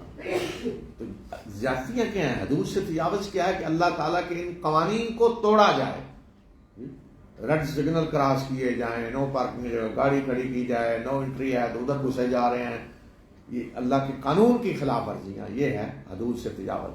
تو یہ ان کی 4 جرائم بتائے ہیں: اللہ کی آیات کا انکار، ناحق اللہ کے نبیوں کا قتل، اللہ کی نافرمانیاں اور اللہ کی بنائی ہوئی حدود سے تجاوز. اس کے بعد آیت نمبر 62 جو ہے اس میں ایک غلط فہمی کا جواب دیا گیا ہے. وہ یہ کہ بعض لوگ سمجھتے ہیں کہ کسی ایک گروہ میں داخل ہونے سے بس وہ جنت میں جائیں گے، چونکہ فلاں دوسرے گروہ میں ہے تو وہ جہنم میں جائے گا. تو اس لیے بتایا کہ بے شک کوئی ایمان، وہ لوگ جو ایمان لائے، جو یہودی ہوئے، جو نصرانی، عیسائی، جو بھی اللہ اور یوم آخرت پر ایمان لایا اور جس نے نیک عمل کیے تو ان کے لیے ان کے رب کے یہاں اجر ہے، اور ایسے لوگوں کو نہ تو خوف ہوگا نہ غمگین. تو بتایا کہ صرف کسی گروہ میں شامل ہونے سے نہیں کوئی جنت میں چلا جائے گا. مثلا آج کوئی کہتا ہے میں مسلمان ہوں، کوئی کہتا ہے میں یہودی ہوں، تو صرف مسلمانوں کے گروہ میں اپنے آپ کو شامل کرنے سے نہیں جنت ملے گی. جنت عمل سے ملے گی، ایمان لا کر عمل کیا جائے. تو یہ مقصد ہے یہاں بتانا. تو بعض لوگ کہتے ہیں یہ سب کے بارے میں کہا ہے کہ ایسے نہیں ہے کہ یہودی آج کوئی عمل کرے تو جنت میں نہیں جائے گا. اب اللہ کے آخری رسول پر ایمان لانا ضروری ہے. تو جب یہ بتایا کہا کہ من آمن باللہ ولی، جو بھی اللہ یوم آخرت پر ایمان لایا، تو اس میں یہ بھی شامل ہے کہ اللہ کے آخری رسول پر، اللہ کی کتابوں پر ایمان لانا. اور آگے آیات آئیں گی جہاں میں وضاحت کروں گا کہ صرف کوئی اللہ کے پہلے نبیوں کو مان کر آج اللہ کے آخری نبی کا انکار کر کے جنت میں نہیں جا سکتا. واضح طور پہ قرآن میں اللہ تعالیٰ نے بتا دیا. میں آگے وضاحت کروں گا. تو یہ بتایا کہ صرف کسی گروہ میں شامل ہونے سے نہیں کوئی جنت میں جائے گا. جنت ایمان اور عمل کی بنیاد پہ ملے گی. ایمان لا کر نیک عمل جو کرے گا وہ کوئی بھی ہو وہ جنت میں جائے گا. پھر اس کے بعد بنی اسرائیل ہی کی تاریخ مزید واقعات بتائے ہیں.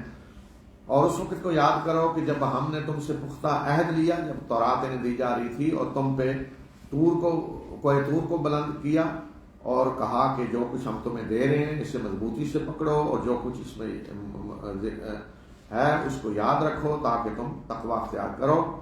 پھر اس عہد کے بعد تم پھر گئے، اور اگر تم پہ اللہ کا فضل اور اس کی رحمت نہ ہوتی تو تم خسارہ پانے والے بن جاتے. جب تورات دی جا رہی تھی تو پختہ عہد لیا، لیکن فرمایا اس عہد سے تم پھر گئے. پھر اس کے بعد بنی اسرائیل کی تاریخ کے ایک بڑے اہم واقعے کا ذکر ہے.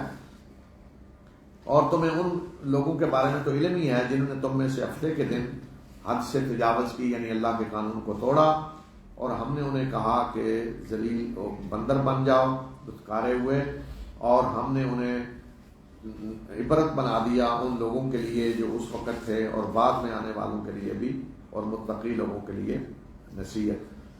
یہ آگے تفصیل سے آ رہا ہے واقعہ کہ ایک بستی بنی اسرائیل کی جو سمندر کے کنارے تھے. سمندر کے کنارے والے لوگوں کا کام ہوتا ہے مچھلیاں پکڑنا. تو اللہ تعالیٰ نے انہیں امتحان میں ڈالا کہ ہفتے کا دن بنی اسرائیل کے لیے عبادت کا دن ہے، اس دن کوئی کام نہیں کیا جائے گا، صرف اللہ کی عبادت. تو ہفتے کے دن اللہ تعالیٰ کی طرف سے آزمائش آئی کہ ہر طرف مچھلیاں منہ اٹھائے اوپر نکلی ہوئی ہیں، اوپر نظر آ رہی. باقی دنوں میں مچھلیاں نہیں ہوتی تھی.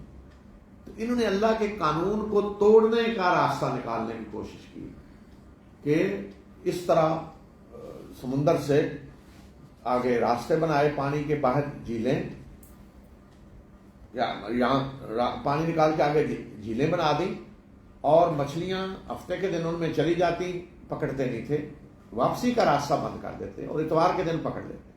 اور ظاہر کیا ہے کہ ہم نے تو ہفتے کے دن کوئی مچھلی نہیں پکڑی، اللہ کے قانون کو نہیں توڑا. تو یہ ہوتا ہے ہیلا، کسی ہیلے کے ذریعے اللہ کے قانون کو توڑنا، گویا کہ اللہ کے قانون سے کھیلنے کی کوشش کرنا، تعویلیں کر کے، ہیلے کر کے. تو اس طریقے سے انہوں نے اللہ کے قانون کو توڑا. تو اس کی سزا اللہ نے یہ دی، فرمایا کہ ہم نے بندر بنا دیا اور عبرت بنا دیا اس وقت کے لوگوں کے لیے اور بعد میں آنے والی نسلوں کے لیے بھی، کہ جو اللہ کے قانون کو اس طریقے سے توڑتا ہے اس کی یہ سزا. اس کا مطلب یہ ہے کہ ان کی شکلیں مسخ کر دی گئیں، لیکن جن کی شکلیں مسخ ہوتی ہیں پھر زیادہ دیر وہ زندہ نہیں رہتے، اس لیے کہ دنیا میں غیب کا امتحان ہو رہا ہے، پردہ غیب میں ہوتا ہے سب کچھ. تو اس طرح کے جو واقعات ہوتے ہیں تو زیادہ دیر نہیں رہتے. جیسے اصحاب کہف ہیں، تو سوئے ہوئے جب اٹھے، لوگوں کو پتہ چل گیا تو پھر انہیں سلا دیا گیا، موت آ گئی. تو اس طرح یہ نہیں کہ وہ بندر بن کے پھر طویل زندگی گزار رہے تھے، ایسے نہیں ہوتا. پھر ایسے لوگوں قوموں کو ختم کر دیا جاتا ہے. اور بعض لوگ سمجھتے ہیں کہ آج جو بندر ہیں یہ وہیں سے چلے آ رہے ہیں، بندر پہلے سے تھے اور پھر ہی انہیں بندر بنایا نا. تو بندر وہ نسل نہیں ہے، بنی اسرائیل نہیں ہے. یہ عبرت کے لیے اللہ تعالیٰ کی طرف سے سزا ملتی ہے. تو انشاءاللہ کل پھر اگلا درس جو ہے کل انشاءاللہ کریں گے. واخر دعوانا